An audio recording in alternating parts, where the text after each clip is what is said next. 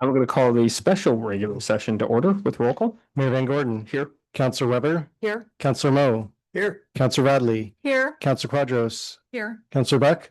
Here. And Counselor Stout. Here, thank you. Could you call the first item, please? First item is Community Wildfire Protection Plan Adoption. Hannah Schaefer is here for this item. I believe. No. I don't see anybody from fire here.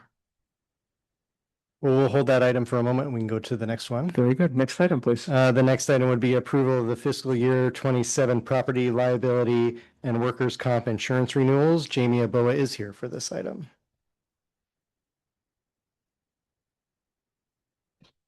Good evening, Mayor and Councilors. My name is Jamie Eboa. I'm the risk manager for the city. And I am here to request that you authorize the city manager to be able to sign and negotiate all of the necessary documents to renew the city's insurance coverages for FY 27. That includes liability coverages, property, and workers' compensation. There's information in your packet, but of course, if anybody had any questions, I'm more than happy to answer them. Are there any questions? All right.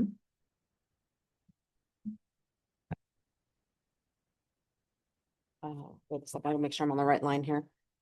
I move to authorize the city manager to execute agreements necessary to renew the city's property, liability, workers' compensation, and related insurance coverages for fiscal year 2027. Second. Further discussion to the motion, Councilor Buck. I'm definitely supportive of the motion. I just want to also put in there that the current environment right now should be favorable to the city in terms of getting rating and pricing. And so I would encourage us to make sure that we've requested all the things that we can do to get the preferred rating tiers from risk mitigation standpoint, which, I mean, all those tools. Just we should just make sure we ask the questions this year because we should see some improvement in rates. Yes, and we have a long-term relationship that goes back many years with our broker, Brown & Brown. And we work very closely with them. They have a great risk management consultant that I work closely with. And we actually had a reduction in our premium from last year to this year for liability and only a slight increase for property. And that was due to building appraisal values went up. So we're constantly working on that and working closely with them. All right, thank you. Anybody else? Neil, could you call the vote, please? Yes, Counselor Weber. Yes. Counselor Mo. Yes. Counselor Radley. Yes. Counselor Quadros. Yes. Counselor Buck. Yes. And Counselor Stout. Yes, thank you. Motion passes 6 yeses, 0 nos. Next item, please. The next item is amending the architect contract to extend and add additional services to support the final phases of the pre-construction services for the City Hall deferred maintenance project. Jeff Pascal is here for this item. This feels like we were just here. I know. Hello again. Thank you. So this is the architectural design team contract. So we've been working under a contract that was approved in 2024 to get to the point we're at now. One of the things that we need to do is add for the upcoming final phases of pre-construction and through any sort of construction phase. And so that's what this contract amendment does, adds all of the specialty, extends all of the specialty subs as well, which is those engineering specialties, and then gets us through the end of that project. And so that's what this phase is, or this amendment is. So this gets us really from like 75% design to the finish. Yep. Okay. And so it'll be in phases, but this is the whole contract at this time. And really, when I evaluate this and when I look at when we're talking about, upwards of a $12 to $15 million project, this contract is really a good value. And so I recommend us going ahead and approving that. And this has no impact on what we do from the bidding model. Correct. It may be, and I don't know that I would have to come back to council to do that. We just may have to restructure some things depending on which direction we go near the end. That may be future us to decide. Yep. All right, any other questions? Okay, I move to approve the second amendment to contract number C 3746B with Rao Brokaw Architects, Inc. Second, is there any other discussion to this motion? Okay, Neil, could you call the vote? Yes, Counselor Weber, Yes. Counselor Mo, Yes. Counselor Radley, yes. Counselor Quadros. Yes. Counselor Buck Yes. and Counselor Stepp. Yes, thank you. All right, motion passes, 6 yeses, 0 nos. Next item, please. The next item is the City Hall Deferred Maintenance Construction Manager General Contract Award for Pre-Construction Services. Jeff Pascal's here for this item. So this motion tonight is asking the council to authorize the city manager to finalize negotiations and sign that contract. We haven't done all of that yet. That'll be while council's at recess. And so one thing to note is the successful proposer, Swinnerton, their cost for the pre-construction phase is less than $30,000. The other thing I wanted to note as I was thinking and sitting there, when we talk about, I'm concerned about cost and bringing a fully baked cost to the council when we move to that construction phase so that we all understand what we're doing and there's very little surprises at the end. Is really the schedule and the reason and the phasing of that schedule, because we're talking the magnitude of that schedule is like a year of construction on this building. And so that's why when I think about that, that's when I really am like making sure that all of those parts and cogs and everybody's on the same team and we're all coming from the same place with the same goals on the project. And so that's probably one of the biggest concerns with me and one of the biggest reasons in why I support moving forward with the CMGC. All right, other comments or questions? We got to give them some direction here about what we want to do. So I think our options are we say yes to this, we say no to this, or we ask for some additional information. I do want to clarify that because of the timelines with RFP, saying that you need additional information and not making a decision tonight does probably effectively cancel the RFP. So I think your options for tonight are move forward with the RFP award or don't move forward with the RFP award, which means that we need to restart because it's closed and proposals are only good for a certain amount of time and you're on recess for the rest of that time. So when are they good to? I will pull that up right now. Okay, well then I'm going to go to somebody else and give you a chance to look that up. Counselor Buck. I definitely want to chime in here. I mean, all of my previous concerns are kind of there, but I also get, Jeff, that I appreciate the work you did on risk mitigation. Like that's important, right? And we also have to recognize that like we're at a spot right now where if so it's a tough spot because if we say no and we say we want to come back to the table here and do this differently, now we have a timetable issue and the HVAC could last another 2 years or it could last another 20 minutes. And really it's a coin flip as to which one that is. I mean, we know that it's failing. We don't know how much time we get out of it. And again, my concerns have nothing to do with the hard work that staff have put into it and understanding that we're kind of at a place where if we say no, we definitely take a risk. I mean, I still am very concerned that we're here and we're jammed up in this spot. But also, I wanted to just say I get that saying no means we're probably possibly punting this to the fall and we may not have that time. Let's be clear. I don't think the HVAC is going to last 2 years, right? Right. No. It's realistically, are we going to have a problem in July if we don't do something today? Yeah. We won't have till September, but Councilor Riley. Well, I also wanted to say, I appreciate all the work that staff has done. I appreciate how far we've gotten in this process. And I don't think we've got the process right.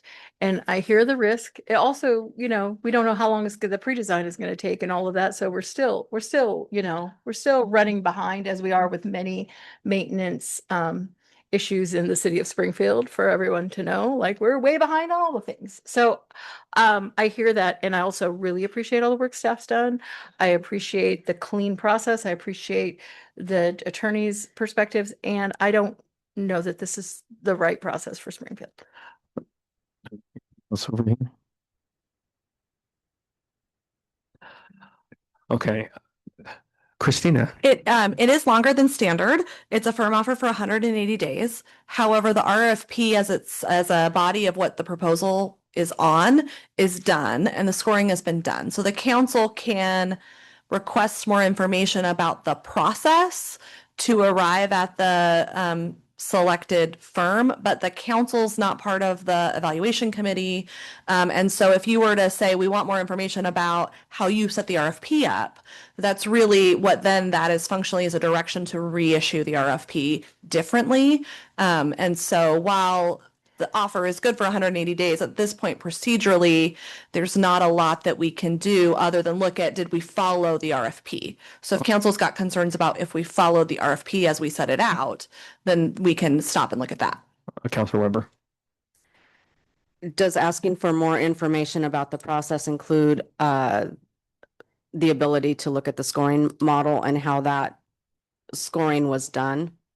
The scoring was very explicit in the RFP, and I redrafted a really restructured scoring mechanism. The scoring sheet followed very strictly the RFP scoring, and I believe that staff did review to ensure that those sheets were properly filled out and followed the RFP. But I personally reviewed and helped revise the scoring sheet so that it was verbatim from the RFP. So other than a calculation error, I don't know that there's much to review on how the scoring was done. But in a reissued RFP, in theory, the council could look at, did we ask the right questions and score the right things? And were the points, but the way the points are done, the way the scoring was done was all very detailed in the RFP. So I think that's part of my question is I don't know what the questions were. Yeah. Right. I had an overview from Jeff, which I'm sure is very, I'm sure it's very thorough. It's just, I don't know because we don't see it. So I think for me, in the situation we're in today, where we have our local construction community really concerned about their livelihoods and the livelihoods of the families that they support through employment, I think for me, I feel like we owe that, at least that second look at that piece of it so we understand it better, like how we arrived at this decision. Councilor Quadros. Will you read that list of criteria for us again, please? Yeah, so the first question or the first criteria is the CMGC background, and that's just a pass-fail. Jeff, read the questions. Do you want to read the Oh. questions that go with each one so they know the specific details of what was being looked at? There's three questions that were asked under each of those headers because I think the headers by themselves are not descriptive. Get to the top. So, does the proposer demonstrate the minimum requisite capacity, firm stability, and relevant experience to provide CMGC service to the project? Does the proposer have adequate bonding capacity for the project? And are the proposer's safety programs and working screening processes adequate? The next was personnel experience. And under that, how relevant is the proposer's experience with CMGC public projects in a similar context to our project? How qualified are the proposed key personnel and how clearly are the roles defined? How well does the team structure and level of staffing commitment align with the project scope and constraints? And how likely is the team to successfully deliver the project? And then pre-construction services approach. How well does the proposal address collaboration, constructability review, and design integration? How well does the proposal address cost estimating, value engineering, and budget alignment? How well does the proposal address scheduling, phasing, and long lead procurement? How well does the proposal incorporate approaches to risk management and participation by co-bid certified entities? Pre-construction fee. Is the pre-construction fee reasonable for the scope of services? Is the fee proposal clear and complete? And how well does the fee proposal align with the proposer's staffing plan and the level of effort? How well does the proposal address coordination with city and subcontractor management? So this is under the construction services approach. How well does the proposal address schedule control and delivery? How well does the proposal address site safety and operations in an occupied facility? And how well does the proposal incorporate approaches to QA, QC, and risk change management? Next is construction fee. Is the CMGC fee reasonable for the scope of services? Is the fee proposal clear and complete? How well does the fee proposal align with the proposer's staffing plan and level of effort? And then the final was communication protocols. How clear are the proposed communication protocols and meeting structure? How effective are the proposed reporting and documentation practices? How well does the proposal address issue escalation and coordination across project phases? And then the final for the tiebreaker or the competitive was just reference checks. All right. So, look, I don't think we're ready to do this tonight. I mean, you've got, basically a protest letter from Chambers that it would be nice to give about half a beat before we respond to and give them a formal response. You've got several other pieces of feedback that I think would be valuable. I think the problem I'm running into is trying to reconcile the staff piece with the feedback we're hearing from the construction industry, and some of those pieces of information just simply don't match, right? So you've got Chambers out there saying good process, RFP was written poorly, and I want to think about that a little bit. You've got Highland out there saying that this is the wrong process, and there's just frankly a lot of noise here. And so I think it would be helpful to see the scores. I don't know how much you can send us. The scores are posted publicly online and everybody can see the Okay. final scores. I will say they were very close. There wasn't in the scoring, I think, a clear preference to larger out of area firms. That just happened to be the way the scoring played out. So they're posted publicly online and council can see them. What we don't disclose are individual scores. So and that's because Like they're, scores, you just say aggregate. yeah, we Okay, post that's the fine. aggregate score. Yeah. Go ahead. Mayor, I would just add that if you wanted to access this information, it's in our Development Public Works website where we have a notice of intent to award. You can put that in the search feature and you can actually go read the entire RFP. It gives all of the scoring for each submittal. And I can send that to this link. I will send this link to all of you council tonight so that you don't have to look for it. Just check your email. Could we also get a staff, I don't know, response, for lack of a better word, about the two different models and what the pros and cons between those two models are? So are you asking for different information than we shared in December when we asked for approval?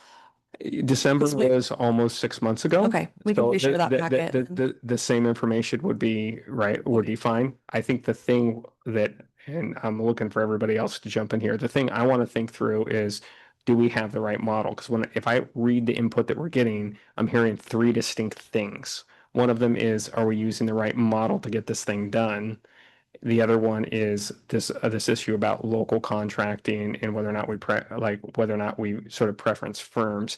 And then the Chambers piece, when that letter came in, and I just had a chance to scan it, right? But it's similar to issues that are going to sort of drive up the cost. And so I'm kind of thinking through those three It's the things. same model issue. It's essentially an argument that the structure of a CMGC contract and the way that you propose a fee for the CMGC fee that's proposed for the award up front is a percentage of the final cost.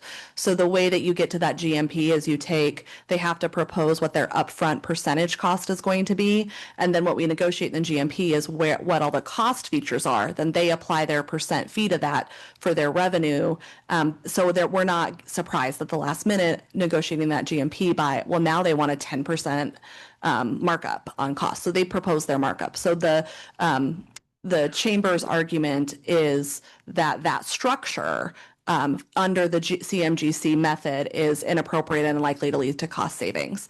So it is an argument with it's very similar in substance to the arguments that have been already expressed to you. And it's a little nuanced off of that. It's a slightly different approach to making that argument and why it's unlikely to benefit the city, but it is not an argument around the way that this RFP was written differently than other CMGC RFPs. It is an issue with CMGC. They all have that in common. It's a fundamental structure of CMGC. The the chamber's letter seems like it's relatively pro CMGC for this project, right? And again, it came in late, so I had a chance to glance it, so I could be reading it wrong. So I think that's the question that I've got, saying that it could be the right model, but set up incorrectly. Go ahead, Councilor Buck. I have not had a chance. I didn't see the chamber's letter yet. I mean, I last looked at my email at 4 o'clock today, so I don't. Yeah, yeah, I'm sure there was in the last hour, but I had to get here. But I do want to say that the strength of the CMGC model really comes down to how the RFP is structured, and so Chamber's concern, it sounds like, is they're concerned about the how the RFP was set up, and if there was concerns with the RFP setup, then it's like a poor foundation to a house of cards kind of thing. The whole thing's going to be shaky potentially if you don't get that right. And I think that's the basis of the argument, based on what I'm hearing, is it really is important. And Chambers is saying, I don't know that the RFP questions really answered that. Would be my interpretation there. I think that's what they're saying. I think that the concern here is, are we really assessing, are we getting the best value for this, and does this process answer that question? And I don't know that it does. Go ahead, Councilor Rodley. Thank you. And I support your synopsis of it and saying that it doesn't feel like we're there, because I think I would be a no on this tonight. And I just want to reiterate that I do appreciate the cost savings and the risk management. I appreciate that. And I appreciate when we say what's best for Springfield. But for me, it's a bigger story. It's not just what's the cheapest for us as a city government, but what's best for Springfield means, like, how many people are we employing with this work? How much money is staying in the community? How much lumber is being bought at the local lumberyard? So I think for me, the what's best for Springfield is bigger than a bread box, as I have a tendency to say a lot. And I am very interested in seeing how our procurement processes reflect those values, if in fact other people share those values in terms of like what it is we're trying to get to. Thank you. All right. Anybody else? Now the question is, have we given sort of clear direction here? I know you got to get this done, but having a chance to look at some additional information is going to be helpful. So if we can get that information, go ahead, Nancy. RFP processes have a very specific legal structure within them. And so I guess I would request that the city attorney answer this question, because if we are trying to modify an existing RFP structure or add to it or kind of steer away from it, it's almost better to make the decision now to throw the entire thing out and start over if you have significant concerns. But I feel like the city attorney would be the better person to answer that question. Yeah, I want to understand what the council's direction is. Are you asking to cancel the RFP and not make any award? Because I don't necessarily recommend that we just stall an award until fall under this model. I think that has some risks, not only in the council. I mean, the council essentially in fall then can't provide any feedback. The feedback you would need to provide is really just did we follow the process we outlined in the RFP? It sounds like your concerns are not related to that. You have different concerns. So if you have different concerns, I think that maybe the next step is, does the council want us to reissue the RFP with different criteria? Or does the council want to move forward, as Jeff said, with a design process? Is it going to be easier if we cancel it? Like that could be the answer. I don't know what I don't know. Yeah. I know there's enough in that public comment that's giving me a ton of questions. And considering how fast that it came in, and I'm looking up here and saying nobody's read all the material yet. Is it an option for the council to try to answer those questions tonight? Well, I mean, if Okay. we wanted to do this for another, we'd have to give some of these folks a chance to actually read the material, the emails that came in at, I don't know, like 4:30. But I think that's what it would require. Like, not everybody's read all the public comment that we've got in. Yeah, I guess I'm highly concerned with taking 3 months and not making any forward progress on this. So if we don't get a firm decision from the council tonight about whether you want us to reissue the RFP over the summer with changes, or you want to pursue design and then a bid process, then we are essentially dead in the water for 3 months on the project. I think the timing issue is probably a different issue. Okay. We can fix the 3-month issue, right? Because we can control the calendars.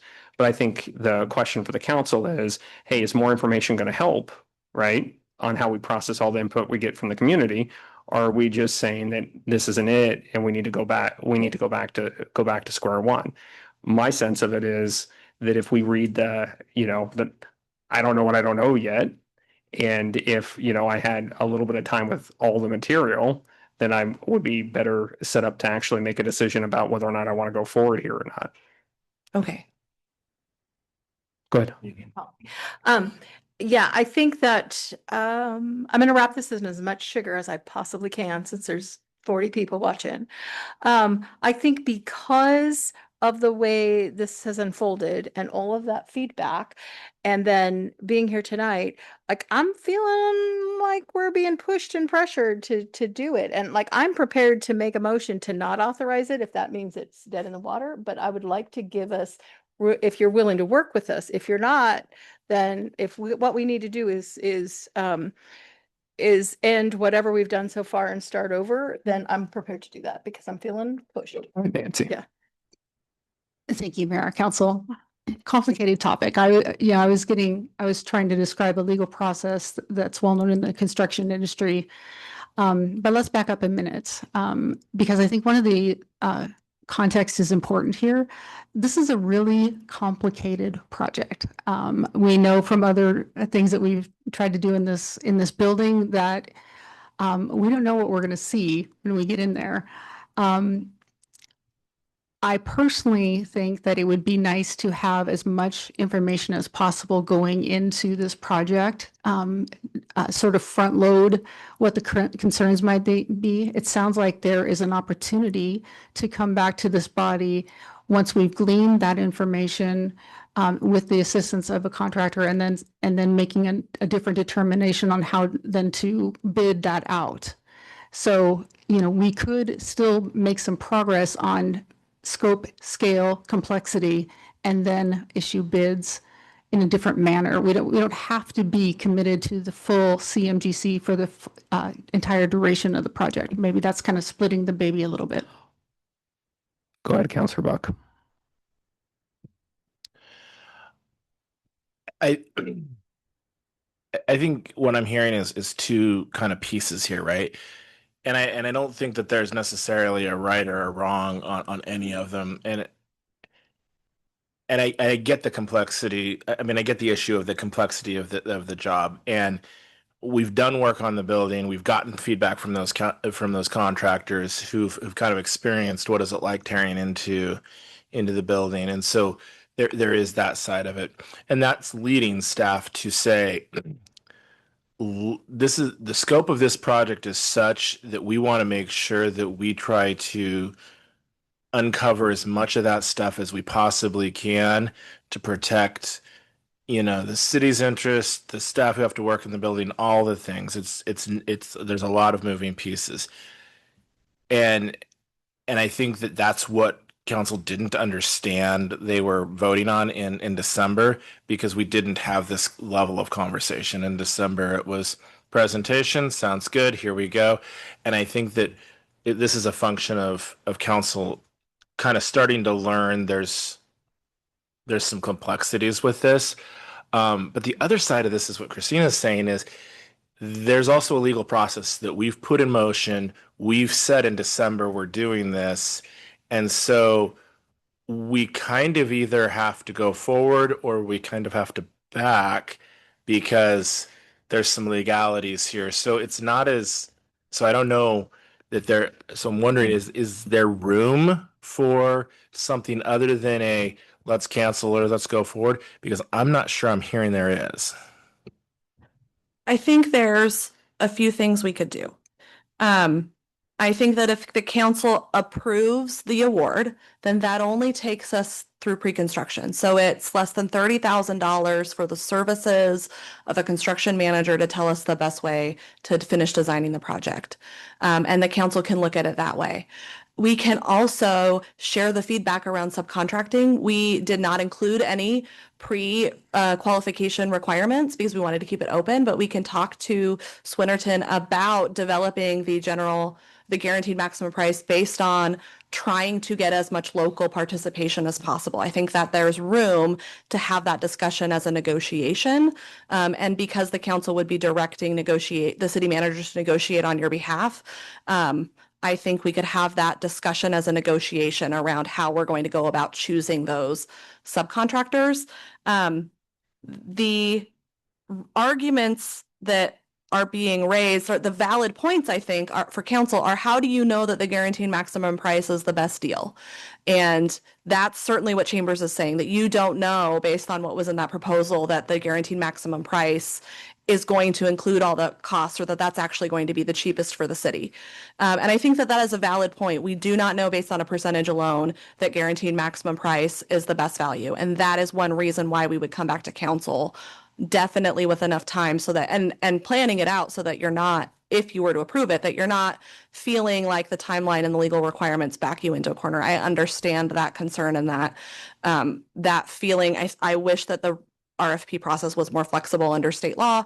But wherever we flex from the pre-published requirements and schedule, we could just we might solve for one risk and create 12 more somewhere else. So I apologize if my advice is feeling like it's pressure to make a decision. I'm trying to keep you in line with the contracting code, but at the end of the day, it is your decision. And I just want to make sure that I think one of our interests as staff is, because of the risk inherent in the building itself continuing to exist in this stage, we want to make sure that whatever the council's direction are, we know as staff what we can do to keep moving things forward.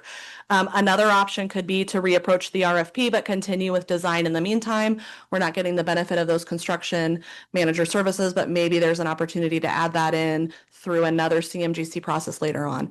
Generally, industry advice is to include a CMGC as early as you can in the process because you get the most value that way, but it's not the exclusive means to do that. So I think there are other options here, but they're not broad. And they're not as broad as certainly I think the council would prefer them to be, or that you have in other, or that I would want you to have in other contexts. I would just add one final note.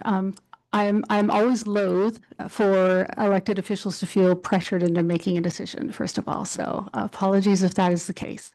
I certainly, I feel like the city has really tried to take this building as far as it can in the least expensive way for a very long time. And you notice we have 2 portable air conditioning units that aren't really working that well. I don't know how the audience is feeling, but I'm warm, and if I'm warm, it's probably roasting in here.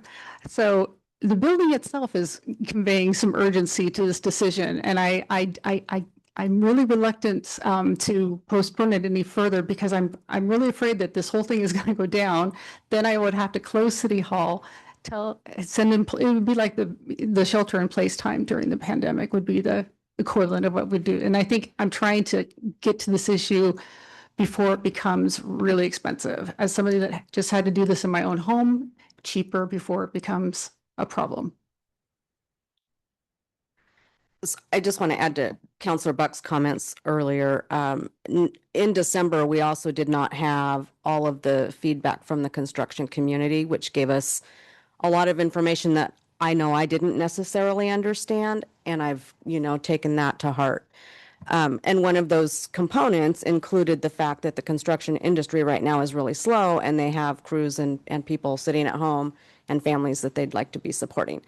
So I don't know, to your point, Christina, about whether the GMP or whether the price we have is the lowest based on percentages. We don't know that because we didn't open it up to how I'm understanding is this, we didn't open it up as broadly as we could have in another different type of process. And I could be misunderstanding that. I think that's a little bit of a misunderstanding. So what we ask for is a number on pre-construction services, a guaranteed maximum not to exceed price. So all the proposals except one responded to that by saying, before we get to construction, here's what we're going to charge you for the showing up and giving you our advice, talking about scheduling, talking about risk mitigation. Then what they do is they propose for us to score on how they're going to develop the guaranteed maximum price. So part of that is narrative, but part of that is also what is their markup. And so what we don't know, what I think Chambers raised in their letter, which is a very good point, is that markup applies to a number that we don't know yet. So we can evaluate whose markup is lowest, but we can't evaluate how they're going to get to the number. We can't numerically, I would say. We were trying to substantively in criteria evaluate that. But that's where the council will have an opportunity to come back and look at what is that number they're applying that percentage to, and can give full scrutiny to how many subcontractors did you look at? Who were those subcontractor bids from? How many were local? Where are the supplies coming from? And knowing that that's a concern for council, I also think it's possible to build in more time and discussion with council to get into those details, because ultimately the part that we're asking the council for tonight it's a critical piece from city staff's perspective to move this forward, to get a contractor to give us their expertise. The big construction work where the crews get put to work does not happen until that construction phase is awarded. And so that happens, that's a later decision that the council still gets to make. And we're not asking for any predetermination on that at all. It's well known in the CMGC field that that is an escape route that this process provides, that design build does not provide typically, without having to go through some specific contractual remedies. So I think I do think I want to be really clear with the council. What staff is recommending is really moving forward the pre-construction piece, and we can follow up with as much information as the council wants on how we get to that guaranteed maximum price. And we can try to negotiate into how we're going to get to that guaranteed maximum price, things that will keep in line with what we're hearing from council and what we've heard from the industries, because there should be ample subcontracting opportunities. If the council's not comfortable with that, there are other options that we can pursue too. All right, what do you folks want to do? But your recommendation is that we not wait, that if we want to do something else, we pull the plug right now. Right? I want to make sure I'm clear. Your recommendation is we can't even wait a week. That we got to decide if we're going to decide something, we got to decide it right now. My recommendation is that you do not wait until fall. So it's up to the council if you want to have another meeting or reapproach this. I think staff can provide you as soon as you need it, whatever information you need, we can make that a priority. I don't want this waiting until fall because of the risk in the building just magnifies, but that's at council discretion. Look, I got no issue addressing the heat in this room, but I would like all the information before I make that decision. Councilor Buck. So I think what I'm hearing the value is, and what you're really wanting right now. I know we keep talking about subcontractors, but upfront, the value that staff is asking for is we want to bring a contractor in that can give us some consultative services, which the CMGC, that's kind of the value of that initial pre-construction. They can look at what the architect has to say and then you can kind of consult and say, here are some options, because you want to be able to understand the scope of the scope of the project as clearly as possible before we get to that construction phase. And I understand there's another opportunity with this process to, okay, we've done all of this. This is what the advice is. This is what we've gotten out of those services. Now, what do we want to do? I think that if you go down this road, there is inherent in this project.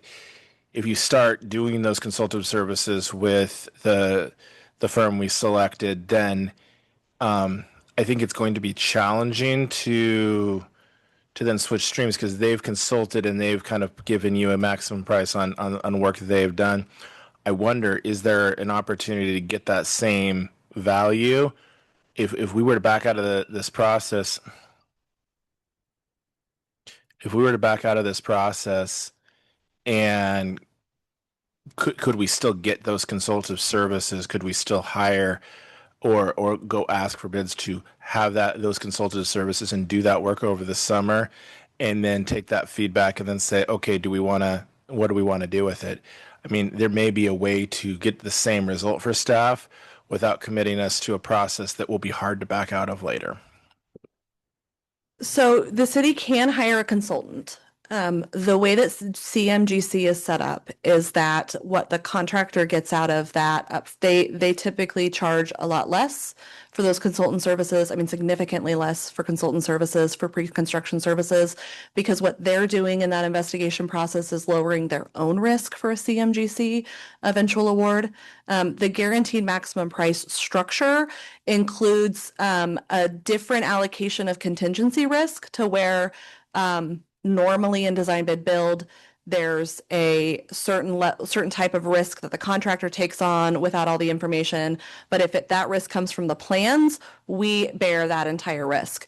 It's differently allocated in a CMGC. So yes, we can do that. It will be more expensive to get those consultant services. I don't think we could get someone to come on board to provide 6 months of consultant services for $20,000, just based on all of the other consultant services we pay for right now. I think it would be significantly more expensive. And then we wouldn't realize any cost savings from that in the sort of built into that guaranteed maximum price, if that makes sense. All right. Are there other questions, or we got to give them a decision because we still have probably 9 hours more on the agenda. You can skip my item and go home. Just kidding. Okay, so do you guys want to try a motion and then we vote and see how we're doing? Does somebody have a sense of kind of what they want to do here, or do you want additional information and then we come back to it probably next week remotely? You all can second, turn it down or whatever. I move to not authorize the city manager to complete the construction manager, general contractor, CMGC procurement process, negotiate final contract terms, and award and execute a pre-construction services contract for the City Hall deferred maintenance and modernization project. Second. Any other discussion of the motion? Okay, so let's just clarify. Yes is really no here, because to make sure everybody's really on the same page. Okay. And then we're going to still have to provide the city manager direction what we want to do next after this is done. Neil, could you call the vote, please? Yes, Counselor Weber, Yes. Counselor Mo, Yes. Counselor Rodley, Yes. Counselor Quadros, Yes. Counselor Buck, Yes. and Counselor Stout. Yes. Motion passes 6 yeses, 0 nos. Okay. Now we still have to give some additional direction. Counselor Quadros. I feel comfortable giving my direction. And I'm just going to put it out there because I wasn't here in December, so I get to do that. I'm comfortable with this CMGC. I get both sides of that. I feel like you intentionally evaluated only technical qualifications and cost, and I would like for us to reflect our council's economic development and community investment goals, AKA local. And I do feel like that we can package that with criteria like local office presence, ability to respond quickly, knowledge of local conditions, relationships with local subcontractors, workforce utilization plans, and economic inclusion goals. That's my position. I don't think it's got to be a lie. I don't know that we got to give it an emotion to. Can we? Anybody else got feedback here? Have feedback here, Councilor Buck?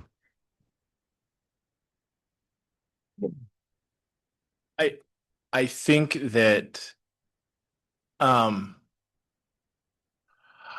share a lot of the things that Councilor Quadro says here. I'm not a fan. I'm not supportive of the CMGC process because I think it still leaves questions on the table. But I guess my feedback would be, I hear staff saying that we need to move the ball forward here, and so if we're coming back and saying let's do another RFP, basically what we're doing is we're saying start over, and we can do that, but my concern is if we're going to do that, then how do we not end up having the same conversation down the road? I mean, how do we get to where we're comfortable? And I think what the staff need is as much clarity as they possibly can about the project. And so I guess I would be curious to, you could very well be right, Christina, that it would cost more for the consultative services and things like that. I would encourage staff to maybe explore that though. I mean, I wonder, you could be right, but we have local contractors that have experience working in the building and working with the building. So maybe we can get those consultative services at a better price than we traditionally have, especially in this particular environment. I wonder about that. I'm not saying you're wrong. I'm just saying, like, should we check and find out? Anybody else? Okay. Nancy, have we given you enough direction to? Yes, absolutely. I believe the city attorney has a question first. Go ahead. So I think what I'm hearing is, I want to make sure this is accurate. If we reissue the RFP over the summer with more, Councilor Quadros thought was really helpful because while we can't do a points preference in that way, framing it in terms of the types of substantive things that could be reviewed to get at that criteria is super helpful. If the council has any other feedback on that, that would be very helpful. We can craft a scoring criteria and try to build that in. The other thing that I would ask for, and this is less for the council, if that's your direction, we got protests and feedback from the construction community after the deadline for solicitation protests. So there's a process and a timeline to provide input to staff on these are our concerns with the solicitation, and it doesn't prejudice the contractor in their scoring in any way to raise those protests or ask for changes to the RFP. So I would really ask that maybe the council express that to your constituent local firms, that if we do reissue an RFP, that they actively review that RFP up front and tell us, give us feedback. Do we need to make changes? Do we need to consider changes? And then we as a staff can work through addenda to the RFP. That's a process that we would normally go through. I think it's unfortunate we didn't get that feedback early enough to try to bake that into this process because we do look at that. And we got a lot of engagement in the pre-proposal meeting, but nothing this specific in writing until after the deadline to change the RFP itself. So I think that would, if that's what council's asking for, is to go forward with a modified RFP. We can also do that on a faster timeline because we wouldn't be changing a lot of the things about it that took a long time to begin with, like the draft contract, the specifications of what the project is, and all of those pieces. I would assume that we would take all this feedback we've gotten and make some modifications, right? Otherwise, we're going to be in the same spot. Okay. Councilor Stout. Thank you. I'm comfortable with the direction that we're starting to talk about, frankly. I think my comment for staff, and you guys have so much on your plate already, but is that in this current environment, the squeaky wheel is getting the grease. And that we constantly have to be a squeaky wheel to our contractor community. That means that it's not, while I also bemoan the fact that a lot of the feedback came in after the deadline, I think that the ongoing conversation and the maintaining those quality of conversations among our different team or our different contractor partners that are local, a lot of that conversation has to be staff started. And that's uncomfortable because I'm basically saying, hey, Nancy, do we have more staff time and capacity to actually be a squeaky wheel? But I think it may be unavoidable if we want to avoid a similar situation like we have currently. Thank you. All right. I think we're done with this one. Thanks, Jeff. Yep, thank you. Do you want to just read the Yeah, fire if- one? I don't. If think you we're- don't, if we're good, since this is a non-binding issue, I'm happy to read it in. Yep. With a little one sentence background. So the next item is the Community Wildfire Protection Plan adoption. This came to the council on June 8th initially. It also went to the Team Springfield partners on June 10th. So they were provided with an overview. There's no new regulatory requirements. It doesn't amend city code. It helps our liability and helps us get federal grants. It's simply a non-binding document and will be part of the annex in the Lane County Community Wildfire Protection Program document. Are there any questions? Okay, go ahead. I don't want to be that counselor, but if we are adopting this policy that's in our packet, don't want to be this counselor, but there are typos and they're within the first 10 pages and there are some significant pieces that are missing. I don't know if that matters.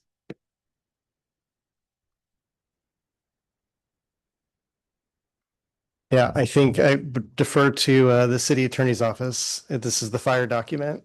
So I think that we can clean up if they're clearly typos, Scrivener's errors and council approved documents can be cleaned up after the fact. And I think we can relay the message to let's do some better checking for that before. Do we things have come. to modify the motion to do that? I think if you just say with corrections to Scrivener's errors, a Scrivener's error by definition is an error in a document that's clear on the face of the document that it's an error, and correcting it doesn't change the substantive policy. So misspelled words, extra words, the wrong verb tense, those types of things can all be fixed without detailed changes. Yeah, okay. Council Weber. I move that the city council direct the mayor to execute and formally adopt the Community Wildfire Protection Plan with corrections to Scrivener errors. Second, All right, any conversation to this motion? Neil, could you call the vote, please? Yes, Counselor Weber, Yes. Counselor Mo, Yes. Counselor Rodley, yes. Counselor Quadros, Yes. Counselor Buck, Yes. and Counselor Stout. No. Motion passes 5 yeses, 1 no. Next item, please. Next item is under ordinances. This is item number 1, annex to the city limits of 2 vacant adjoining parcels comprising approximately 17.99 acres in the North Gateway area of Springfield, located to the north of International Way between properties addressed as 500 and 700 International Way, and to the east of the former Royal Caribbean Call Center. Christina Kraz is here for this item. And Andy Limbert is here as well. We've got slides for this, so if we could get those pulled up, that'd be great. And I'm gonna before you move get for- started, on pace to start CETA at 8 o'clock if you're in the. Yep, so if you want to adjust your schedule accordingly. Yeah, we'll try to make up time that we can. So we're here tonight on the annexation for about 18 acres on International Way that you had a initial public hearing May 15th and a continued hearing June 1st. That's now closed. We will, I will ask the council briefly to declare any conflicts of interest you may have, that if you declared them previously, you should declare them again. If you have newly discovered conflicts, you can declare those. If you have ex parte contacts, we're not having a hearing tonight, but ex parte contacts do still need to be put on the record. So if you have new ex parte contacts, so a communication outside the scope of a meeting with the applicant or another interested party about the substance of the annexation proposal, criteria of approval, et cetera, that needs to be put on the record. So you could, if that's an email, you could forward that to city staff after tonight, or you could summarize it, and then that will provide the applicant an opportunity to respond to any new information in writing if it exists. I would say that general please vote yes or no are not substantive communications, if that's all they say. But substantive communications would be I'm concerned about the stormwater to the site. I worry about traffic here, and here's this information. Councilman Mo, do you want to start? You got me on this last time. I wasn't ready. Yeah. I have no ex parte contact. I have no conflict of interest and no contact with anybody. Go ahead. No ex parte contact, no conflicts of interest. You know, our office is located in the Gateway area, so we're impacted by traffic, which hasn't changed, and I don't know that it impacts my decision here because the traffic's not going to be great either way. We can't make that better, right? So I don't think. No additional ex parte contacts. I do have two potential conflicts of interest. One, I work for Lane County in Health and Human Services. I am in developmental disabilities, which is a different division. However, as I have said previously, I am inundated with information about this project and meetings and emails and all of the things, but nothing that hasn't been public. And my other potential conflict of interest is as a property owner in the Gateway area. Thank you. I had no ex parte contacts. I have a potential conflict of interest. My employer is an insurance company that does business with Peace Health. No additional ex parte contacts and no conflicts of interest. No additional ex parte contacts and no conflicts of interest. No ex parte contacts, no substantive communications, and no conflict of interest. All right. It's back to you. Oh, I just muted myself after forgetting to turn myself off speak. So my goal tonight is to walk the council through your decision points. I know that this has been a long process already getting to this point, and I know that the meeting before this has been long. So I'm trying to take as much I'm trying to make this as painless as possible to try to just work through those key decision points. The council can't make up your mind until the record is all closed, but you have the ability to interpret your comprehensive plan policies and provide direction to staff on what you think the plans mean while the record is still open, and then the public and applicants can respond to, that as well. My goal for tonight is to get us to a place where over the next month, we can get all the information that we still need into the record for the council to make its final decision. We can allow time for the public and neighboring property owners to respond to that information, and then give the applicant their final opportunity to provide their input, so that in September, we as staff can provide you a very clean and as close to final set of findings for adoption of your decision, whichever way you might go.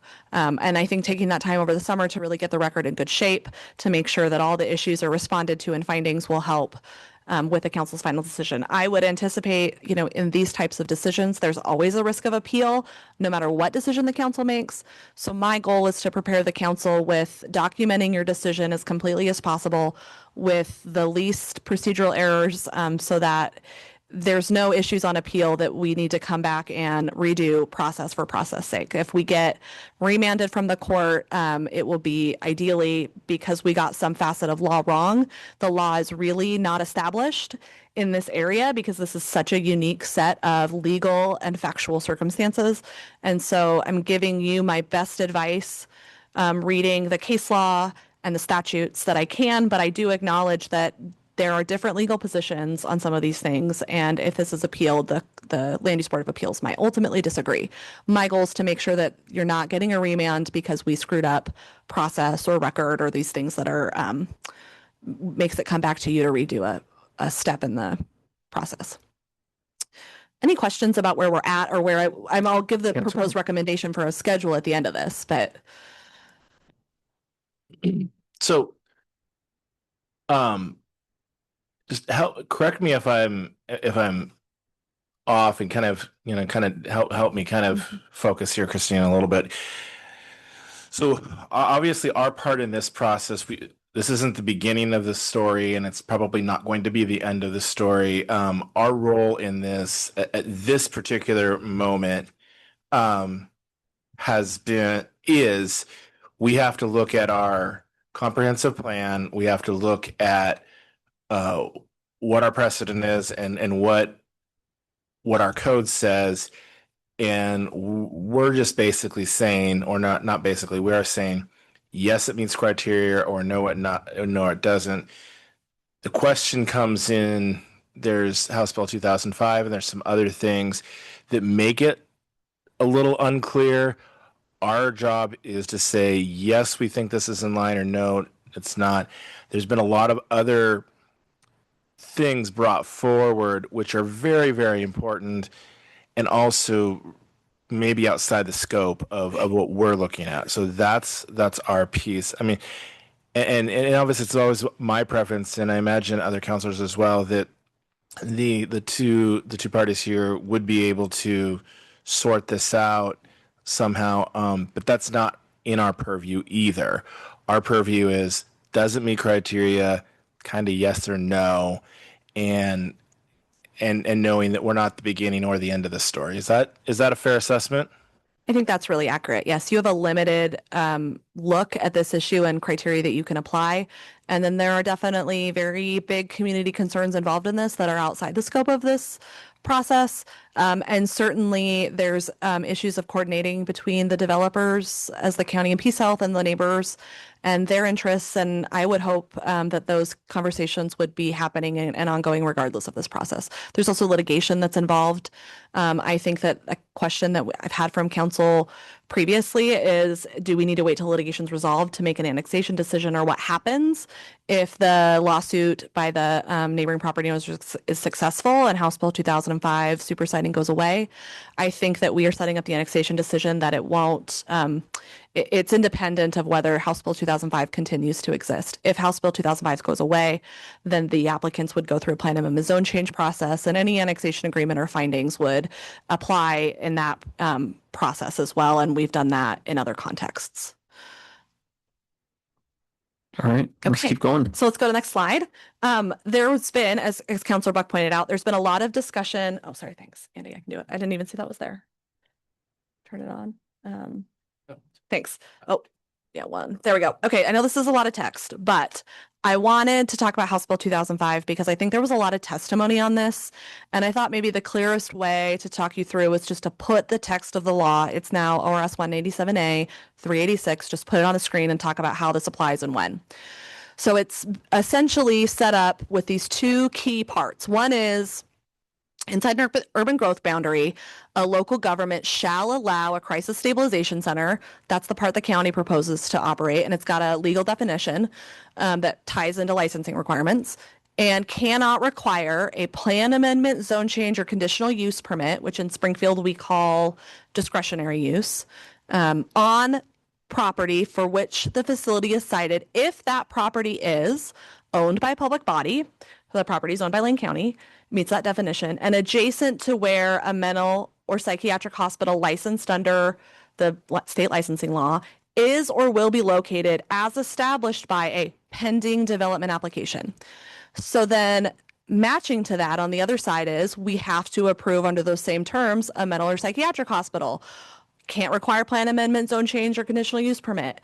If it's in an area with one of these zonings, employment uses or what campus industrial is, and it's adjacent to where a crisis stabilization center will be located as established by a pending development application. The city code allows for an annexation submittal with a current development application to be processed concurrently. The applicants have not pursued that process, so we do not have any pending development application. What we are looking at is, we are aware that after annexation of the property, the applicants are likely able to qualify under House Bill 2005 if they come in with development applications at the same time for both of those uses, because it's property owned by a public body and it's zoned for employment uses. So they're likely able to meet this sort of first test under the statute. Any questions about that piece? I'm actually going to keep, let me keep talking about the statute and then we'll answer questions. Go to the next one, Andy, thanks. So this section does not apply on land where the local government determines the facility cannot be adequately served by water, sewer, stormwater, drainage, or streets, or will not be adequately served at the time development on the property is complete. When property is unannexed and it's in a certain proximity to sewer, by law, it can't have a septic system. This property meets the requirement to not have a septic system. We don't allow a property to be served by sewer without annexing to the city. So therefore, until the property is annexed, the city has to conclude that it's cannot be adequately served by water, sewer, stormwater drainage, or streets. We could not approve pending development applications without annexation of this property. In other words, the applicants in their latest submittal talked about there's nothing that requires you to figure this out at annexation. You can figure this out later. You should figure it out site plan review. My intention, and I thought that the applicants were aligned in this approach based on our conversations previously, but my recommendation is that if the city council decides to approve the annexation because you think it complies with the comp plan policies, that the annexation agreement would help establish the specific conditions needed so that this is met. I don't think that it's in the city's interest or the applicant's interest to leave this undecided for the stage of site plan review, because that also puts city staff in an uncomfortable position of either needing to schedule a last minute council process for you to decide as ultimate, policymakers, or staff having to make this decision. I think it's in everybody's interest for an annexation agreement to completely spell out what's needed to ensure a facility would be adequately served by water, sewer, storm drainage, and streets at the time that development's complete. So that's my recommendation on how to kind of think about the annexation agreement when we get to that in the context of House Bill 2005. There's other language here that we don't have to look at updating any statewide planning goal related to economic development. And we don't need to, and that a decision made on those pending applications is not a local land use decision. There's also a 30-day decision-making timeline. Those pieces come into play later and aren't really relevant to the annexation. Any questions about House Bill 2005? This has been a point of contention. Are there, Councilor Buck? I just want to clarify what I thought I heard you say, because I probably got it wrong here. So we don't have an application for site use yet. This is purely an annexation, even though there's been discussion of what could potentially be there. Am I hearing you correctly that we really can't consider that because there is no application? So what we're considering is annexation based on adequately, with, water, sewer, storm drainage, and those kind of things, but not what's been discussed as intended use? No, that's not what I'm saying. Thank you for the question. What I'm saying is that House Bill 2005 does not preempt any city decision-making in annexation. There's no pending development application, so the council is not preempted from requiring a plan amendment, zone change, or conditional use permit potentially tied to annexation. I don't know how that would be relevant, but the applicants have argued that denying the annexation based on how the council might interpret the comprehensive plan amounts to a violation of House Bill 2005. So my purpose in showing this to you is to show that because there's no pending development applications, the council's not bound by House Bill 2005 at this point in time. It's relevant only because it informs why the applicants are seeking to put a use that's not permitted in the zoning on the property. In the same way that, and this was provided by the applicants in their most recent testimony, in the same way that eWeb's intention to locate a water treatment facility in Glenwood was at the time of annexation not contemplated under the zoning. They described how they were going to work to get that permitted. I think you can think about House Bill 2005 as the description for how they want to get to from annexation to development. And it is, I think, relevant to the comprehensive plan policies, but it's not preemptive on the council. So you can't violate House Bill 2005 in your annexation decision. That's not, I do not believe that is a risk the city faces. Councilor Weber. I'm going to dig into that just a little bit deeper. So we can require zone amendments, or we can say that this does not meet the current zone requirements? Is that what you could conclude that? Because we'll get to this next and looking at the comp plans, but you could conclude that what your comp plan policies mean is that annexation needs to be for certain types of proposed uses, or there needs to be a process in there to make them comply with the comp plan, and that's relevant to the annexation criteria. I do not believe that would be a violation of House Bill 2005 because there's no pending development application for those uses. Thank you.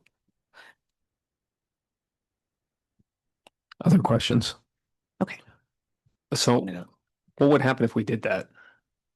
I imagine it would be appealed and Well, then, yeah. I'm pretty sure everything's going to get appealed to over, but And then the Land Use Board of Appeals would tell us if we're correct in the reading of the statute that it's very narrow and applies only when there's a pending development application. And either affirm that understanding of the plain meaning of the statute and the words that are there, or they would remand to say, no, you have to do it this way. And we would then bring that to the council and talk about your options at that point.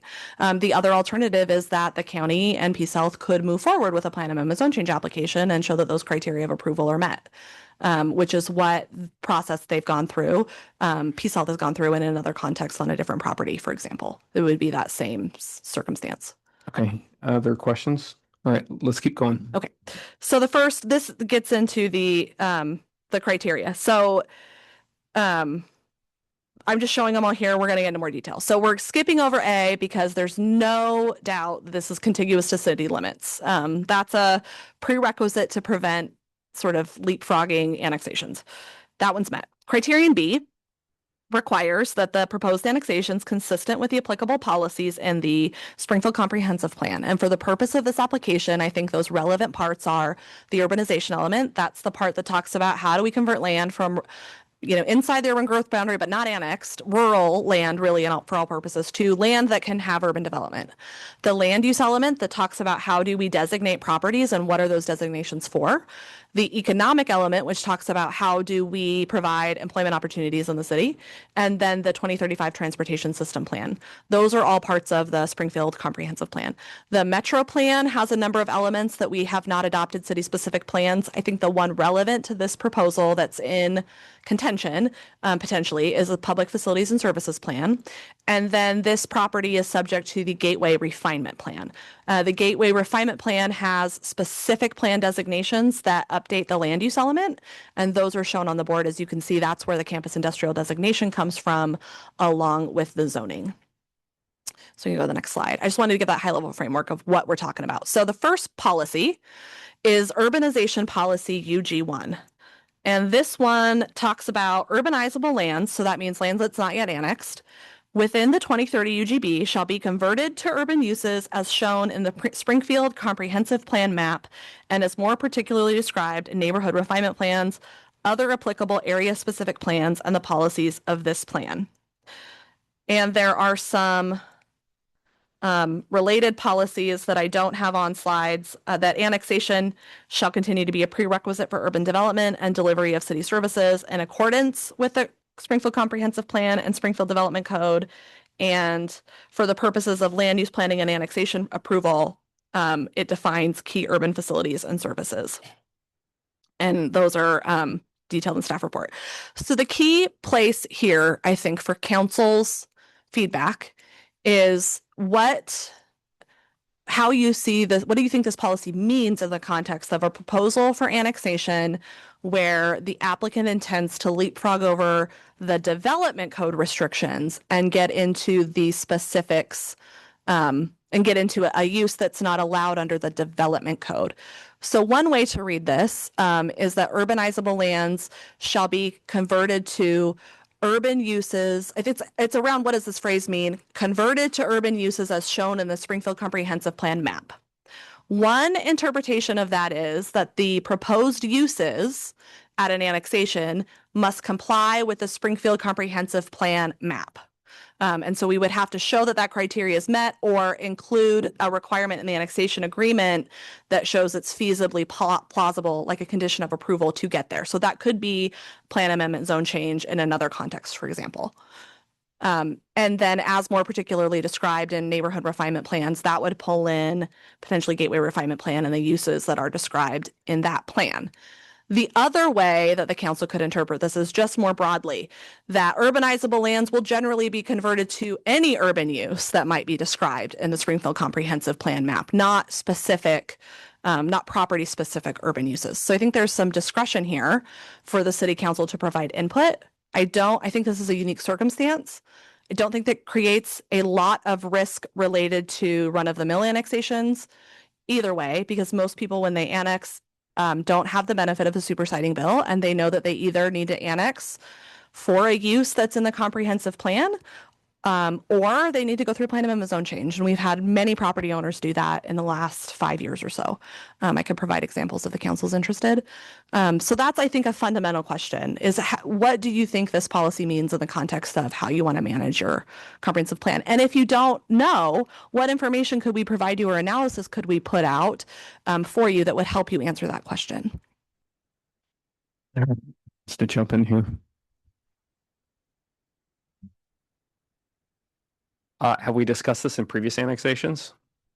This has not been an issue in previous annexations because when people come forward to annex, they typically either acknowledge that they will require some future changes to accomplish their desired outcome. And so then the council can make a finding that it will be in compliance with this, that their proposal is in compliance with this policy, or they're just proposing future uses, either specifically or not specifically, that comply. So for example, if we have an annexation of a large area of R1 zoned property, we would treat that annexation as anticipating, duplex development on their subdivision, if it's large enough, and we would include requirements designed to get at what does the subdivision need in this area. Or if it's a single property, we would look at, a single family home or a duplex is likely all that's going to happen on this site. It's a single property annexing for septic. So while we haven't gone into this policy in a lot of detail, it's not been in contention in other annexations. I think no matter which way the council decides to read this, there's not a lot of precedent to say, well, that past decision complied or didn't comply, because it's very unique facts here where someone's proposing to develop a use that's not allowed in the zoning with no other local process to get it allowed in the zoning. And is there any discussion that the council made at the time when they adopted this policy? I know that that's sort of in the Wayback Machine. Yeah, I didn't find anything helpful, but I can make a note, and that can be more information that I provide to the council is what's the context for this policy, and what's the council discussion or findings. Thank you. So to clarify there, make sure I'm understanding this clearly, because there's some nuance here. You described two ways of interpreting this, and so I guess what I'm wondering is, if we know that any piece of property we annex is going to be coded for, the use that it's coded for, and so if you want to do something different than what it's coded for, then you have to apply for land use amendment. That's a different process than annexation. So they're two separate things. So I guess my question is, does our decision here influence that in any way, shape, or form? So does a yes to annex make any sort of assumptions about the potential of a future zone adjustment application? Yeah, if you decide to, let me rephrase and you can tell me if this is your question.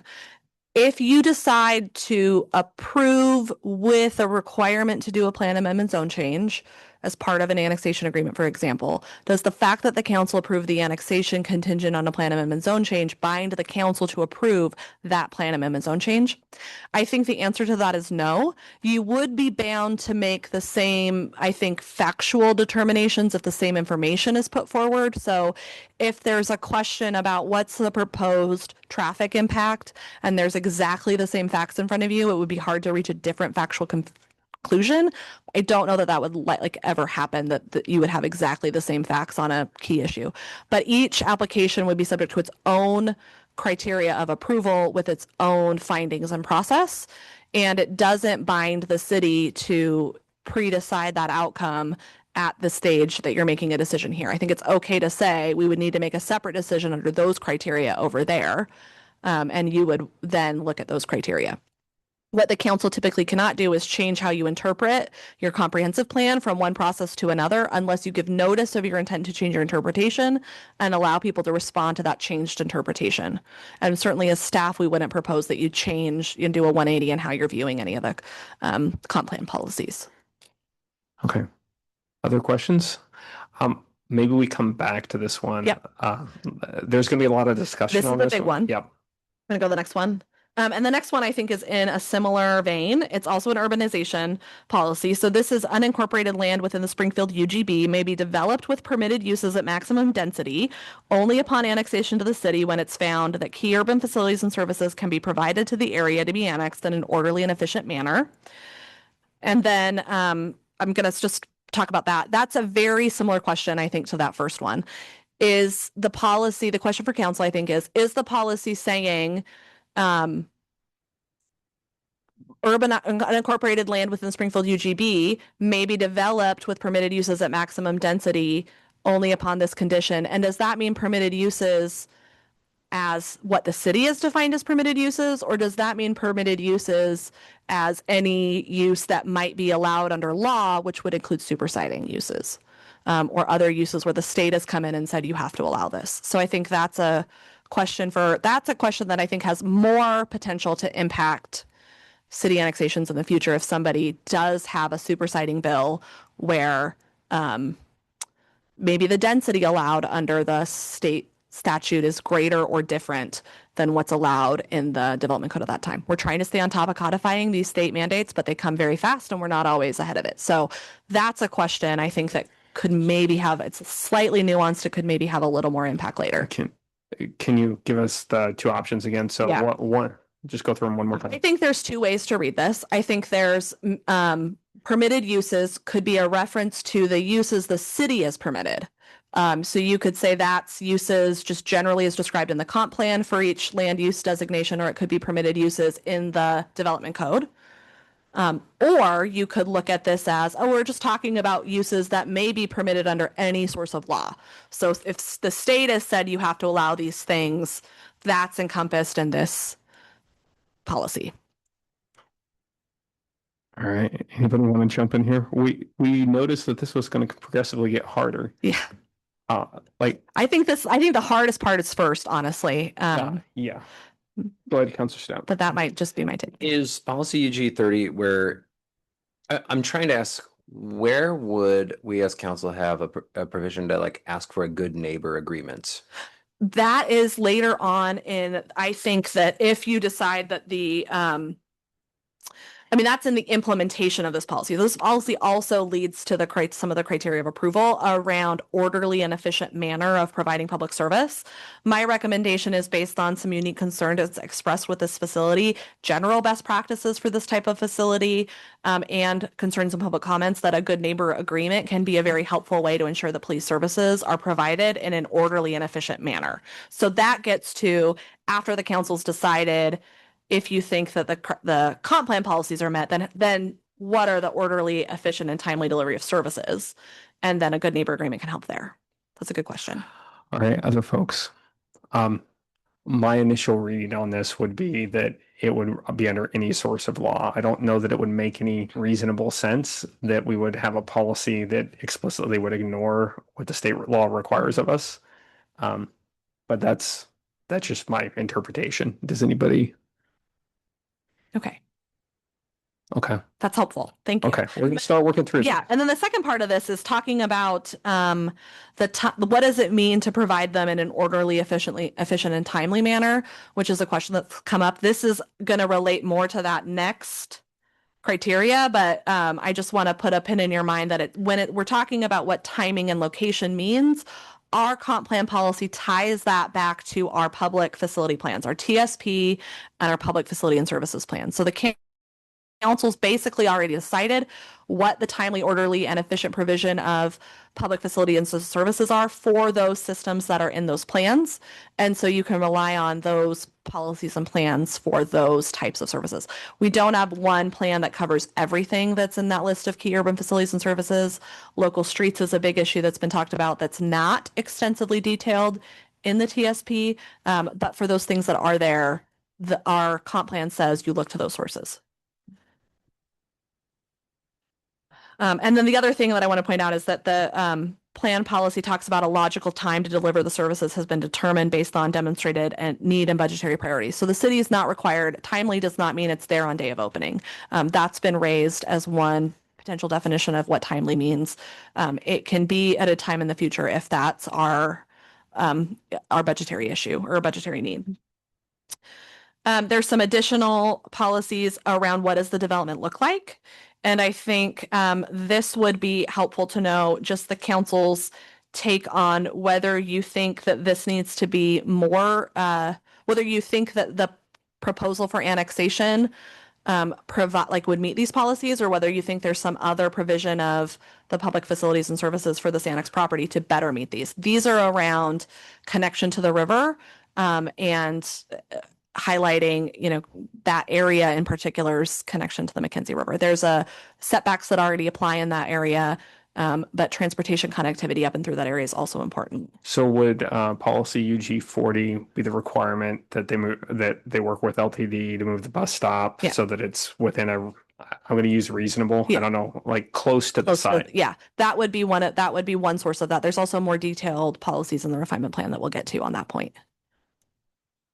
And these are things I think to think about. And then our transportation system plan talks about when evaluating, I want to get to action 1. When evaluating needed roadway improvements, consider the economic viability of existing commercial industrial areas. The applicants have proposed a reading of this policy that says you have to consider what's economically viable for their property. And that's one of the things, but it talks about the policy is really written at the viability of the commercial and industrial area. So I think it's a broader look. Not that it's irrelevant what happens on the applicant site, but I think the criteria is really directing you to look at an entire area and balance the needs of the entire area when determining what the transportation network looks like. This again gets more to what those facilities and services look like, but it's under that comp plan policy. Any questions on that one? I think we're good. Okay. So then I think in the staff report, there are more policies in the gateway refinement plan, but I think they are very similar for these issues to the higher level ones that I called out. If the council wants me to dive into more gateway refinement plan, I can do that. They're generally also supportive of a transportation network that connects people to the river and provides transit. Okay. If no questions, we'll get on to criterion C. This is really, if the council decides that you don't think there's a threshold issue with annexing property for a proposed use that's maybe not consistent with the comp plan designation. If you decide that that's not the way that you think the comp plan policies apply, then we get to criterion C, which is, can the proposed annexation result in a boundary in which the minimum level of key urban facilities and services as defined in the Springfield Comprehensive Plan can be provided in an orderly, efficient, and timely manner? So the minimum level, we would look to what do our facility plans say is the minimum level of service. The applicants at one point talked about if a road connects to the site, that's the minimum level of transportation. That's not consistent with our code and how it applies. I think the same way you could think about in the context of water service, a half-inch pipe for water that connects to a hospital is probably an insufficient water supply to provide water to that hospital. You may need a larger pipe or half-inch water line to feed 1,000 houses, for example.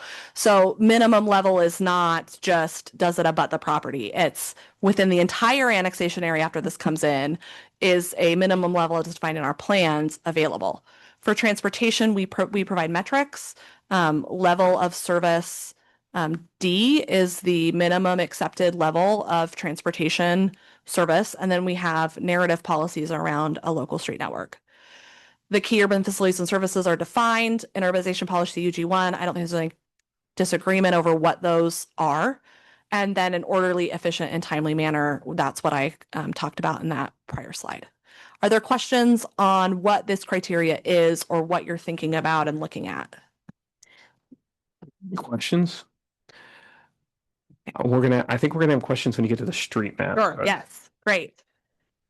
So I just wanted to show the, zoom you in a little bit now to look at this property in the context of key urban facilities and services. I think the key issue and dispute here around urban facilities and services at this point is the street network.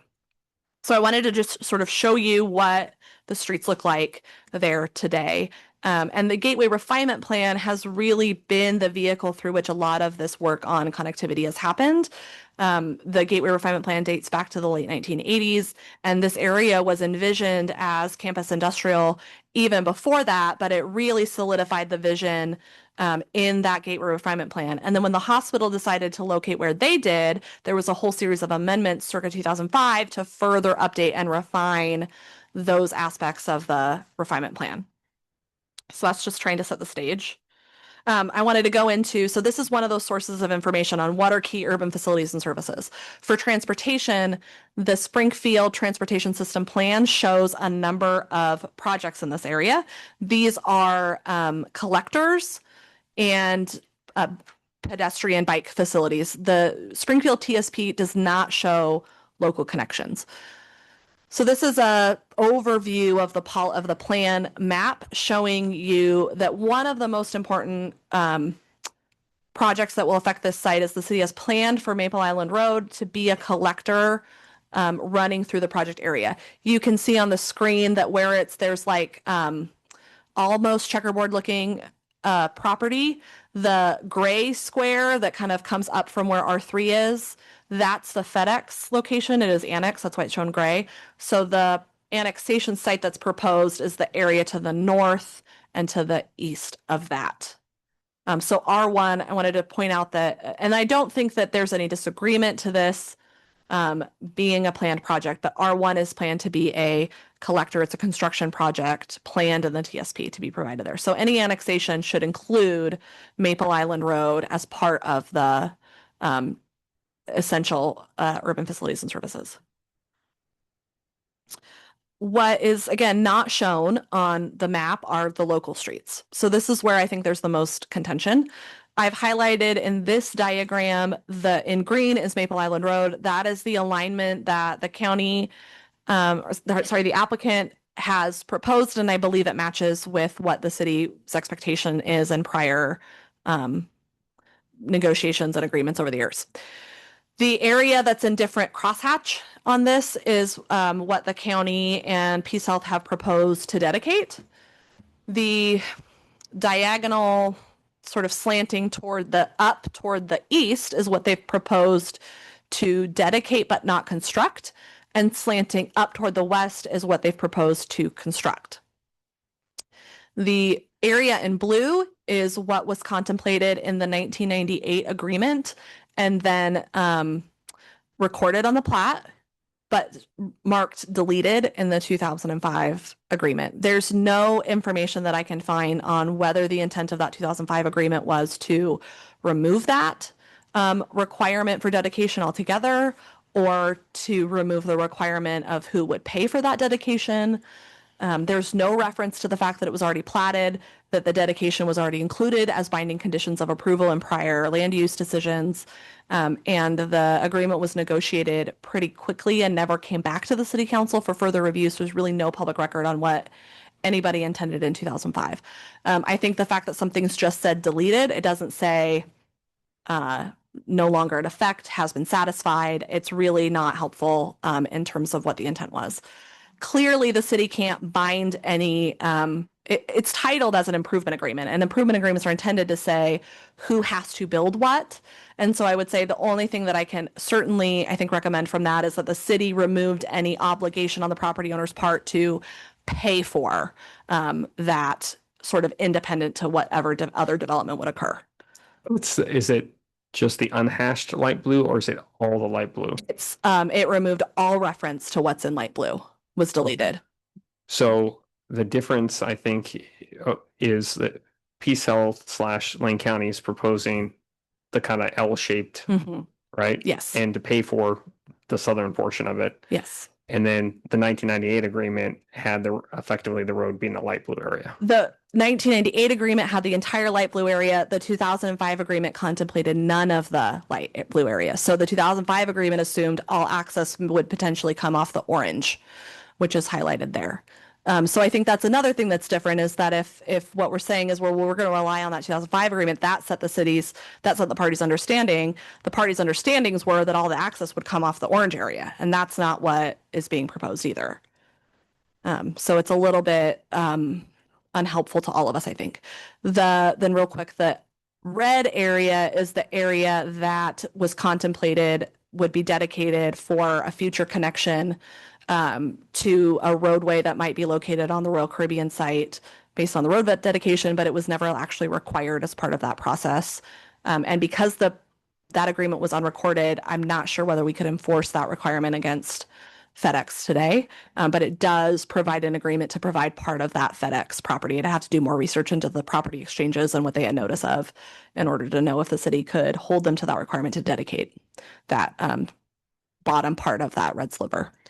So really the direction that you're looking for is like what our policy priorities are given the options on this map. Yes, given the options on this map, what are your policy priorities? What, if you want us to go back and try to negotiate an annexation agreement that we could bring forward for council's consideration and for public response and comment, what direction do you want to give us on the road network? The applicants have said that putting the road north in this location is a deal breaker for their design. This information was known to Lane County and Peace Health when they purchased the property. It was described in the land use report from their consultant, Rick Satry, as something to discuss with the city and investigate further. So this shouldn't have been, we didn't just discover the 1998 agreement or plat as part of this process. That information was available to them, but they said it's a deal breaker for their design. They've said they relied on the TSP description of collectors in this area to conclude that this would no longer be required, but there's nothing in that 1998 agreement that talks about this needs to be a collector. In conversations, city staff have said, well, we might end up proposing to the council later that you designate that as an alternative minor collector, but that is not a decision the council's making tonight. We're not asking you to make that, and there would be public comment, a whole process around the TSP if it even got to that point. So it's not, I think that was a comment from staff about what staff might recommend in the future and not at all an expression of city policy that this would be designated in an annexation as a minor collector here. Whatsoever. I toured the site a month or so ago with staff and kind of tried to get a visual of what we're talking about here. And one of the things that was brought up in that conversation was the 90-degree angles in the proposed street, the way the county is proposing that these streets be built. So I have concern about that based on the conversation I had with our engineers and what that looks like for our future development opportunities and connecting all of the different things out there. So that's just, I just want to say that. And there was also some conversation, and we're not talking about it here, so I don't know if it's still applicable or not. But there was on a map that we saw in one of our earlier conversations that had I think it was green, and it wasn't actually from what I understand from talking with Michael, it wasn't really a street. It was a phantom kind of space saver, or am I saying that right, Michael? It's been a little bit, so I'm trying to regurgitate what I. Are you talking about the conceptual local street map or conceptual street map? So the conceptual street map, which I don't have up here, we could pull it up from the website if it's necessary. But the conceptual street map, if we go to here, I'll go back up, go one slide up. If you look at where that line that R1 connects to, that loop around. So at some point, our GIS system showed that line as dedicated right of way. That is actually it's a public utility easement dedicated to the city and to EWEB, but it is expressly only for access by the public utility providers to the property. Somehow in the mapping process that got mapped as a street. And so it is shown as a local street on our maps, even though it is not a local street. And then when the city was adopting the conceptual street map for where approximately do we want minor collectors and the network to be in the future, we need some collector connection up from International Way to the urban growth boundary expansion area. And staff showed as a dotted line, which means planned for the future, over the top of that line, a minor collector. That does not bind the city into requiring a minor collector there. It's a plan for one. And it doesn't say the city can't put it somewhere else. And it doesn't say anything about where local streets can go. So I think you've got testimony from Royal Caribbean that they would like the city to go with the county's proposal because the county's volunteering to provide a minor collector and to provide right of way sufficient for a minor collector, which then moves that line from being shown as conceptually on Royal Caribbean's property to being shown to being planned actually like there's right of way for it, not on the city property, which gives Royal Caribbean maybe some benefit in their discussions. But I don't know that. But approving this annexation with a local street in this location does not mean that the council has to require Royal Caribbean to provide that minor collector. There's still flexibility. And if Michael has anything to add, let me know. Okay. Thank you. I just wanted to make sure that everyone else had the same information that I did. Thank you. Yeah. So we're gonna have a couple decision points here. Do you want to wait through all the material and work back through them, or do you want to start working through them? Christina's going to need direction on which street preference that we have. Go ahead, Councilor Buck. So I think I'm probably a little confused here. So join the club, right? I guess I want to get clear maybe on order of operations here. So before we can really decide on annexation, do we need to pick a street map? Because it sounds like we have two different maps, or maybe more than two different maps. There's the 98, there's the 2000. Those are agreements on who will pay for what. Okay. And the 2005 agreement basically said there'd be no longer any obligation for the property owners to pay for the green unless they propose to take access to it, which they're not doing. And that if they propose to take access off the orange, the city would pay for that construction. That was what was in the 2005 agreement. Yeah. So it's really about who pays for what. But the 2005 agreement left out the blue altogether. Correct. It just deleted. It just says deleted. And it's not clear what that was intended to mean.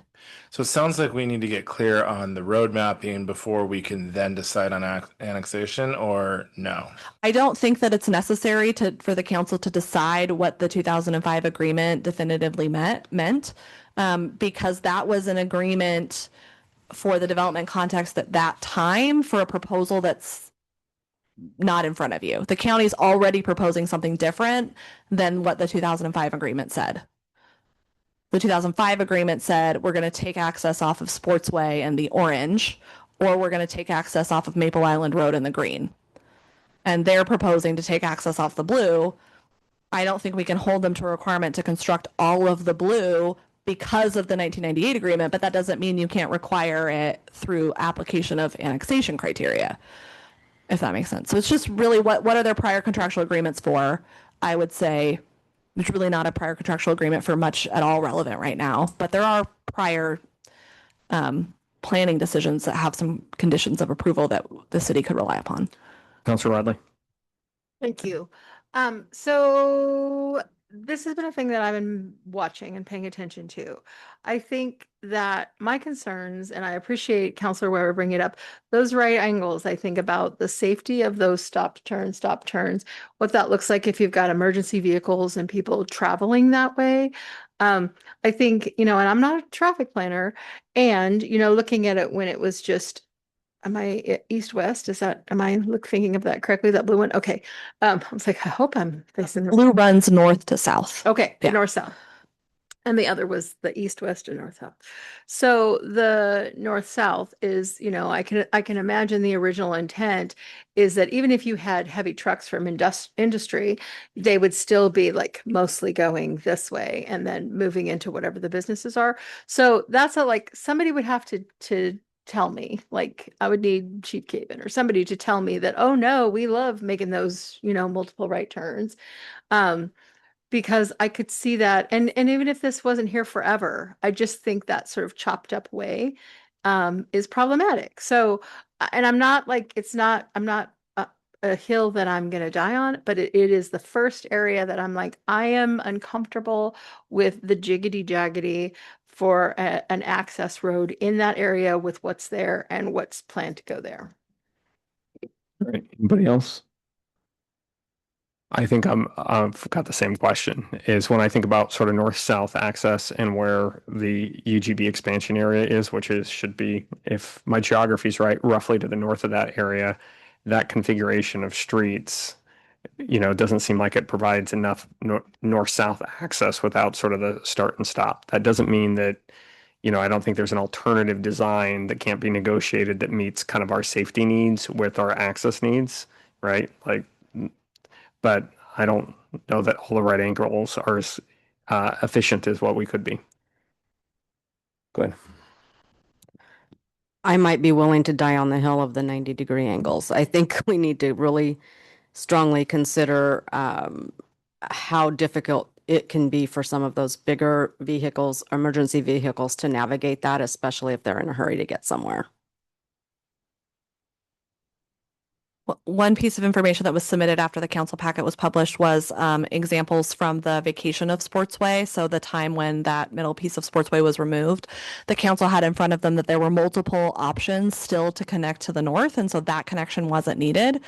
And the county has said, is using that in support of their proposal. What that didn't show was multiple zigzag options. All of the options shown were straight lines. Many of those are no longer feasible because of new development, but I think what would be necessary here is if the council went with the county's proposal, then that would maybe necessitate the council to look at the properties to the south when they annex and providing right of way potentially there, which was not something that I think had been on the radar of staff or those property owners, which are owned by other parties to this action that are in opposition to the annexation. And I think from like, there's a little bit of an art here, right? That even though we're talking about the impacts and inefficiency of those 90-degree angles, like finding the nearest north-south line, right? There's lots of different options in between. Yeah. And there were options shown in 2002 when that road was vacated, but some of those are no longer on the table. So we're down to just like a small handful of those options today is what I would say. But I think that we can explore what options might meet connectivity without 90-degree angles. And if there's anything that the county would be willing to consider on Peace Health. Yeah. I mean, really, this affects the county's land. Peace Health is proposing to provide that along their lot, sort of regardless, and it's what happens after that. And yeah, and maybe that's the conversation to have, is really with the county. Okay, let's keep going. Okay. The last criteria, I'm just realizing that changing it on my computer doesn't change it for you. Thanks, Andy.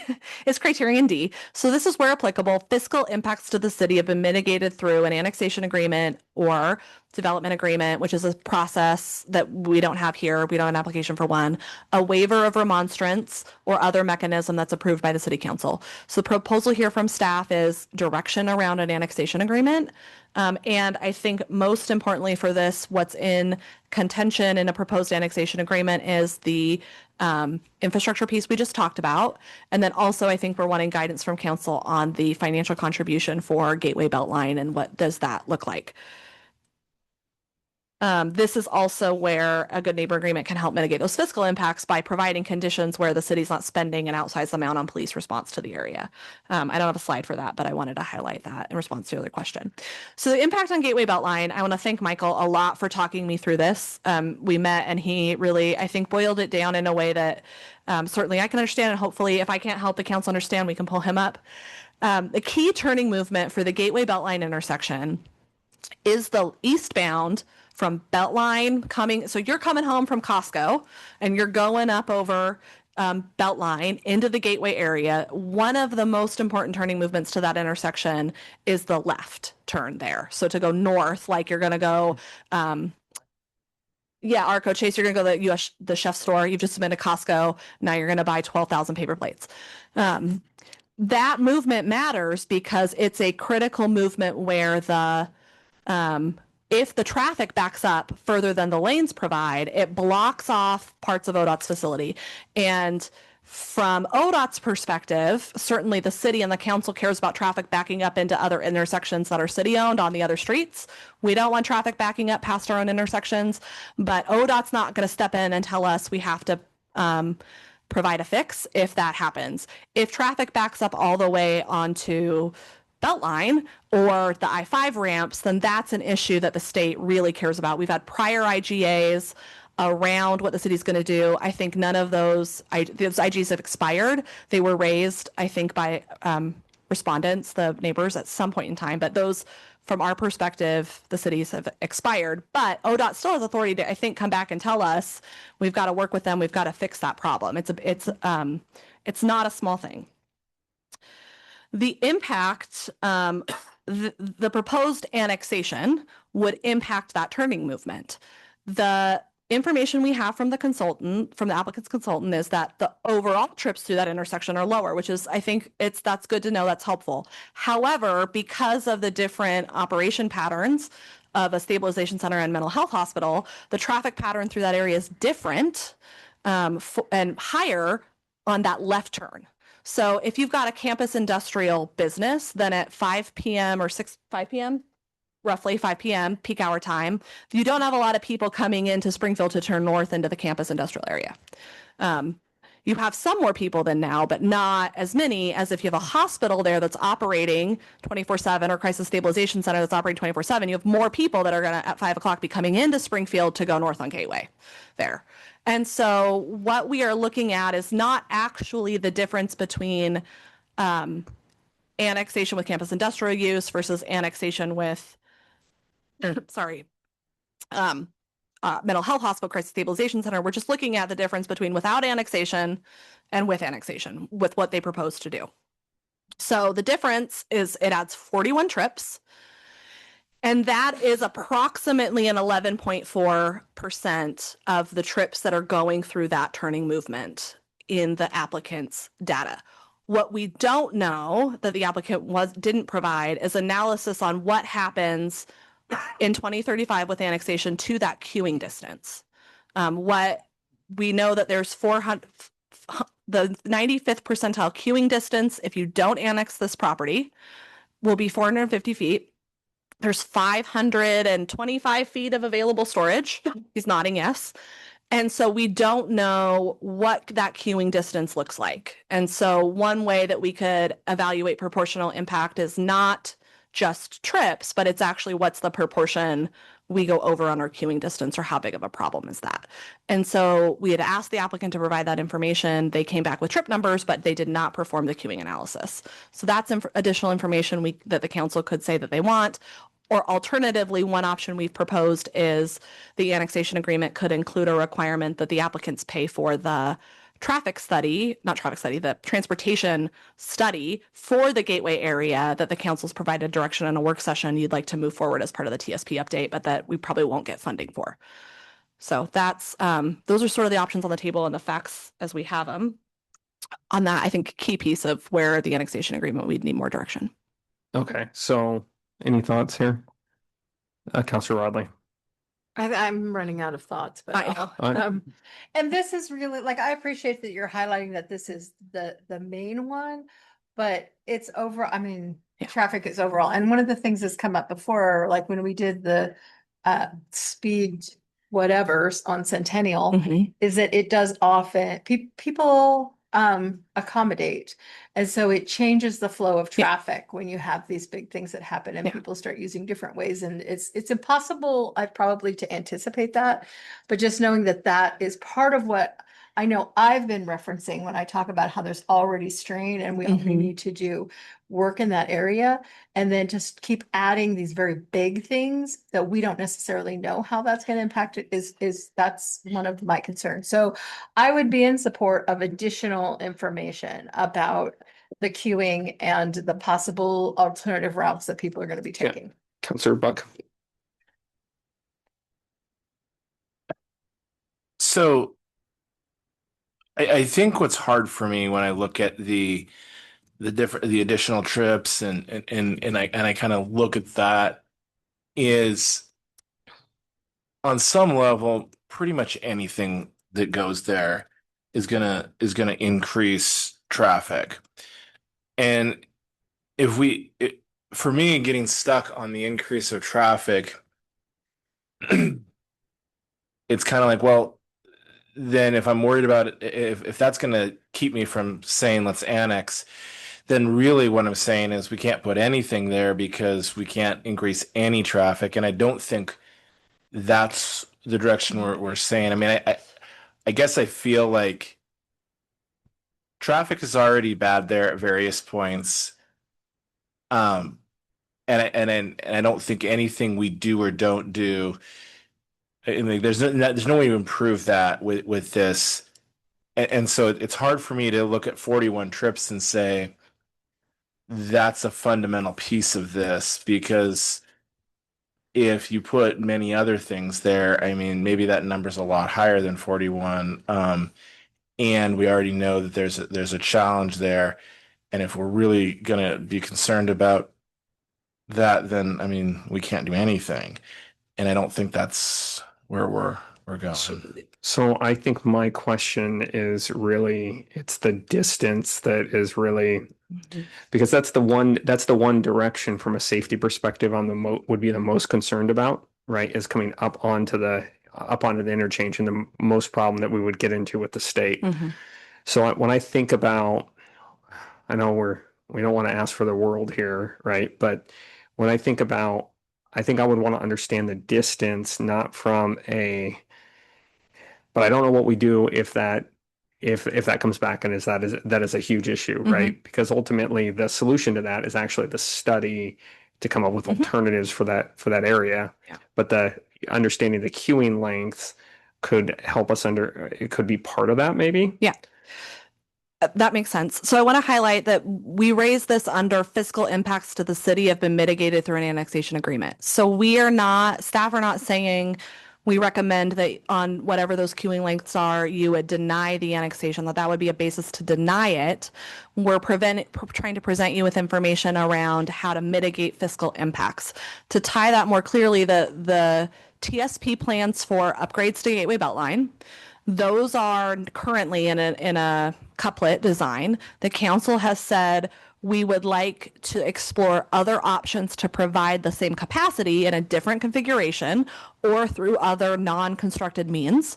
And there's a study project also in the TSP to explore that. So both of those things are consistent with the TSP. So what this is looking at is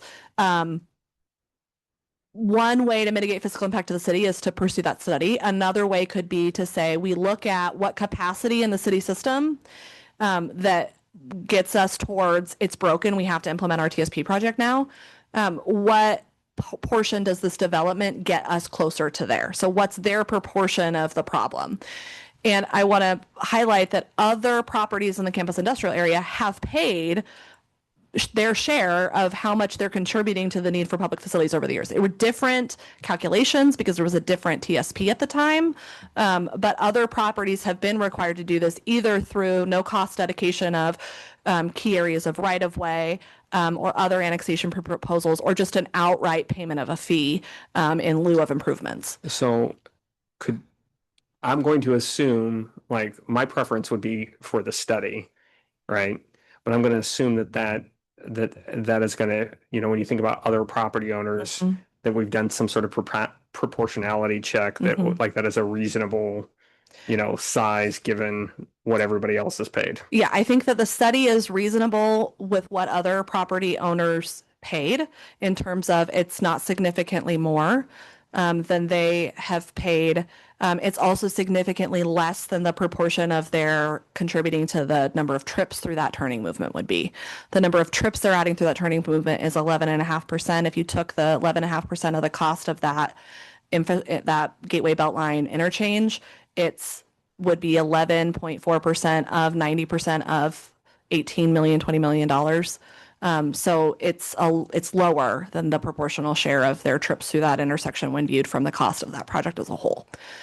It's hard to do exactly apples to apples because when that fee was imposed before, it was before our current TSP. So it was based on the cost of all the TSP projects in the area, how much of those were funded by SDCs, the price of those at that time, and how many trips they were adding.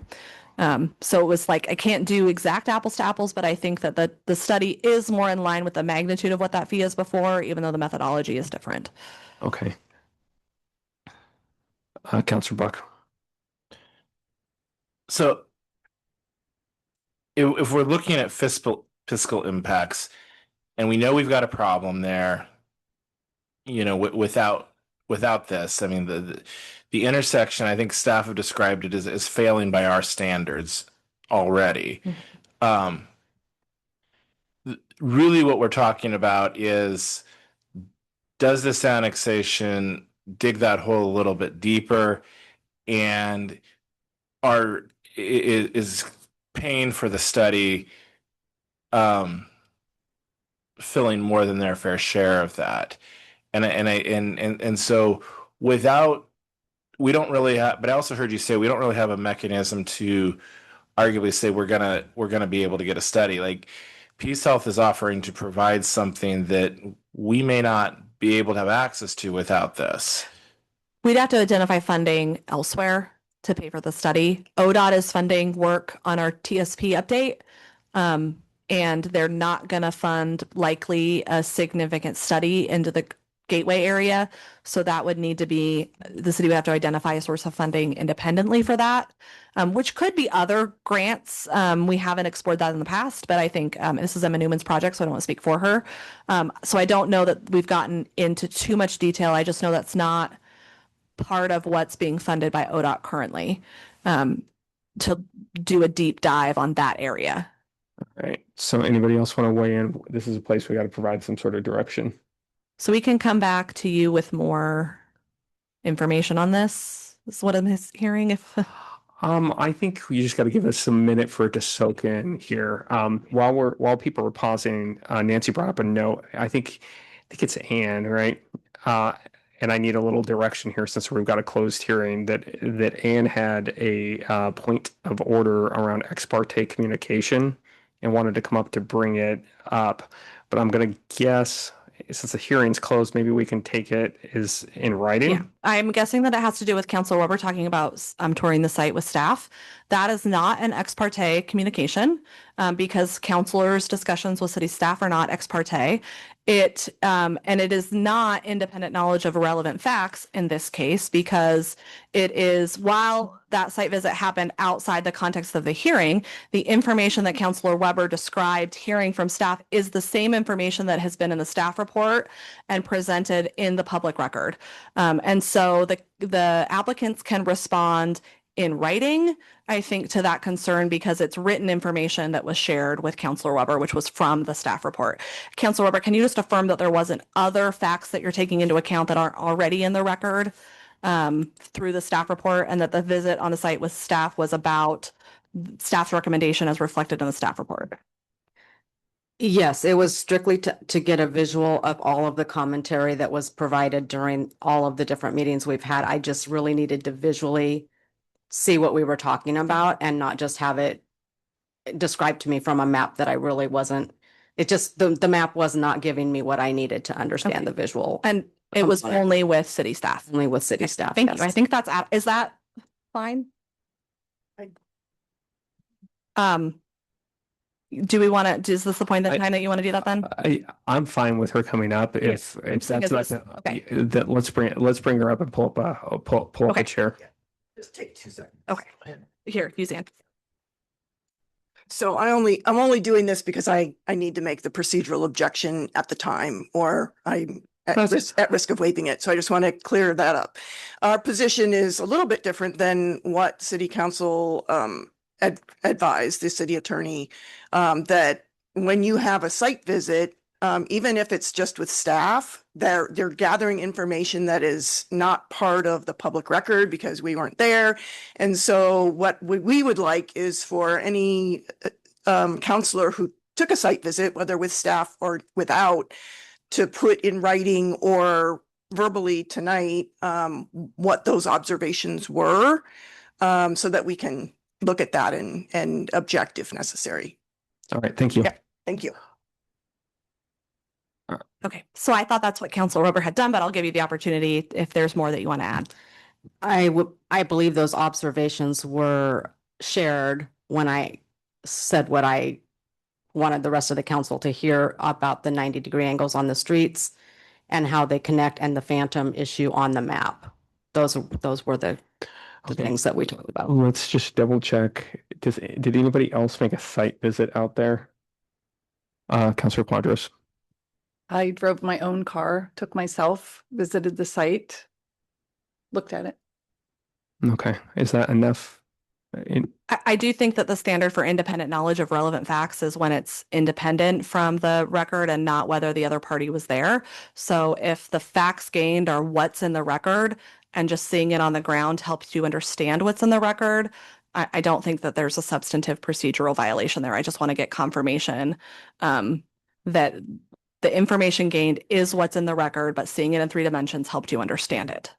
That's correct. Okay, thank you. All right. Before we continue on, I'm hearing some people shaking their head.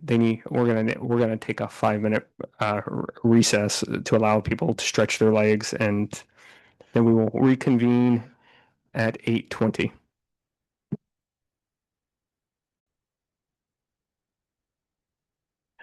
We're going to reconvene from our recess and continue on with the staff presentation. So just really quickly, over the brief break, I talked with Michael Liebler, the staff that accompanied Councilor Weber. He's going to go back out to where he visited with Councilor Weber and take photographs of what they looked at and where they were at. And so that information will be presented that way. To the extent that there's visual facts gained by Councilor Weber that the applicants are unaware of, we'll document that for them. And then they can respond. They'll have the opportunity to respond to that in the open record period that we're going to get to next if we get there. So I think we just need to wrap up the council's direction on this slide and what information you still need. I've heard that some better understanding of the queuing distance is important to the council. We can ask for that. That's an analysis that has been run in a campus industrial scenario by the applicants, but not in their actual proposed use. And then some information on it. Will this impact alternative routes or other intersections and how? And so then just what other information would the council like on this point? Are there any other? Does that give you enough to work on over the summer? Because I know we're not scheduled to talk about this until September. Do you need more direction on this slide versus, hey, I was open to negotiating over the study. Yeah. Are people good with that, or are they? Do you? Okay. Yeah. So we'll draft that version, but provide more information to the council on what the alternatives would be. Okay. Okay. So then the next slide, I'm really excited about because it's the when we're done here tonight slide. This is my recommendation to the council that I talked about earlier for how to begin to wind this down so that you're well prepped for a decision in September. We've had new information submitted at a late hour by applicants. We also got a letter immediately before the meeting from a property owner that we will provide to the applicants and post online. So at minimum, we need to give some time for everybody to respond to what's just in the record as of this date. I've also gotten direction from council that there's more information that you'd like. My preference is that we put that in the record and allow response. I think that does the best job of mitigating procedural issues. So my recommendation, because one of those things I'd like to include is a draft annexation agreement, my recommendation is that all of that stuff gets submitted, the record gets closed as of a month from tonight, July 22nd. Then there's some time in there. This is not part of the council's motion, but just like an idea that city staff would have a couple days to collect those record materials and get them posted online. Then the record would close for final public response to the stuff that was in the record as of July 22nd, 2 weeks approximately from when staff can get it posted. But that would be a firm close on Friday, August 7th. Then we give staff a few more days to get it posted, and it closes for the applicant's final response on Tuesday, August 25th. Tuesday, August 25th, that applicant response would not be new evidence or facts. It would be their final sort of remarks or proposed findings or arguments. And that aligns with more time than is actually required under the state law for quasi-judicial hearings. But I think in this case, given that it's summer and people take vacations, I think this gets the council gives enough time for all the participants to have plenty of opportunity, but it also closes it down with some finality and gives staff enough time to prepare for your Tuesday, September 8th deliberation on this. And Would we be ready to vote on the 8th, or would we deliberate on the 8th? would depend on if you were, so what I envision staff would do is we would update the staff report. We may have alternative sets of findings for you. So one of the things we're going to dig in more is the plan policies. So I think what we would do is provide you more information and then have alternative sets of findings, so that if the council can make a decision on those alternatives, you could vote. I vote, I want to adopt this ordinance with findings A versus findings B, for example. We would have an annexation agreement negotiated to the extent that we can.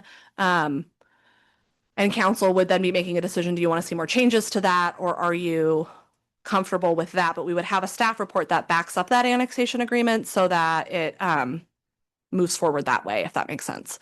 So I envision we could come back to you with something you could adopt, or you could give more fine-tuning input, and we could come back 2 weeks later. Okay. You're not bound. The schedule does not bind you to make a decision on any particular date, but that's the first opportunity you could make a decision, if that makes sense. And we would be trying to expedite this for you. No, I know.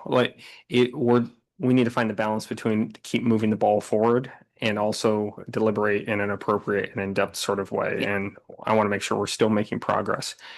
Before we take the motion or have any other questions, can we go back to the first policy? Mhm. Yeah. I want to make sure this is the one we haven't even see if anybody's got comments on this one.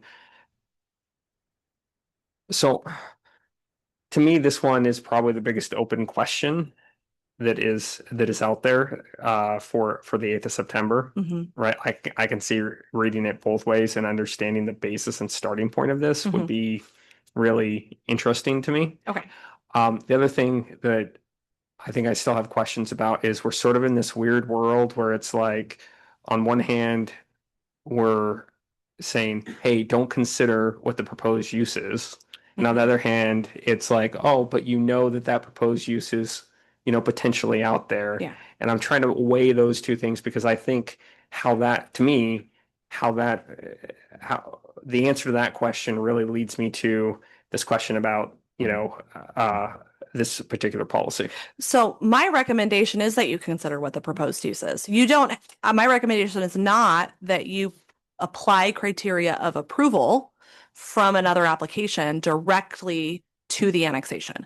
So I do not recommend that the council say, well, site plan criteria that a use must be allowed in the district, for example, is not met, and therefore the annexation is denied. My recommendation is you apply the annexation criteria of approval, which requires you to look at the comp plan policies. My recommendation is that the comp plan policies require you to consider how the property will eventually be used, because otherwise some of these policies are nonsense and you can't apply them when they were clearly intended to be applied.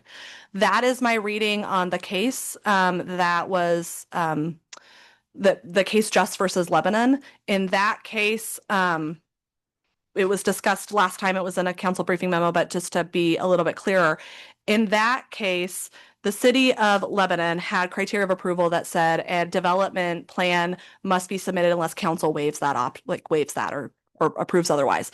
And so the question was, well, does it really require a development plan? That was the question in front of LUBA. So the applicants have said the case is clear, and Lebanon unequivocally required that it was, but actually the issue was it clear? And what LUBA did is they went in and looked at, well, context for how you apply your code is, what do your plans require? How do your plans talk about annexation? And so the policies that I read to the council last time that Lebanon had around providing key urban facilities and services, LUBA said, the Court of Appeals said, you have to have an idea of what the use is going to be in order to know if this kind of criteria is met. If you don't have an idea of the use, you can't apply these criteria. Our criteria are very similar. And so while we don't have code language that says you must submit a development plan, I do think that it's a similar context. And I think you're allowed to consider future use of the property when you're applying these criteria. So in your reading of this, if you're allowed to consider the future use of the property, does that mean I can consider this a supersiding bill? Because the supersiding bill seems like it would make when it gets urbanized, compliant with all the plans. You can consider the supersiding bill absolutely as a factor. You're not preempted by it. The point I wanted to make is you cannot violate the supersiding bill by any Okay. decision you make in annexation. Because what's been confusing is the applicant saying, if you don't deny this, it'd be a violation of House Bill 2005. It may not be the spirit of what was intended when that bill was lobbied for or passed, but it's the words of the statute that control, not the hopes for how it would play out. And so I think you can't violate the statute. You can take the statute into account. And that's one of the questions I have is on the other thing when we talk about permitted uses, does the plan intend to bring supersided permitted uses? Does it mean all of those things, or does it only mean things that the council has decided are permitted through code updates? Okay, so your reading of this is we wouldn't violate the state law until like if the city didn't issue essentially permits for Yeah. it, right? Okay. Okay, are there other questions about?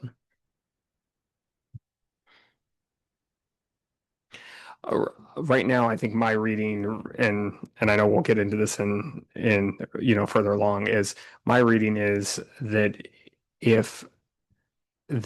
when I look at this, if you consider it's applied use, then I kind of have to consider the House bill is telling me that is a permitted use. Mhm. But that seems most consistent with how we've thought about annexations in the past, but Mhm. there's other people that are going to weigh in as we work our way through this. Okay. All right. Okay, I think we actually need a motion, so Yes, we she's do, not and gonna let me gavel her off until we get the. It's a longer one. It's around the record. But if somebody can make that motion, it'd be, I think, very helpful.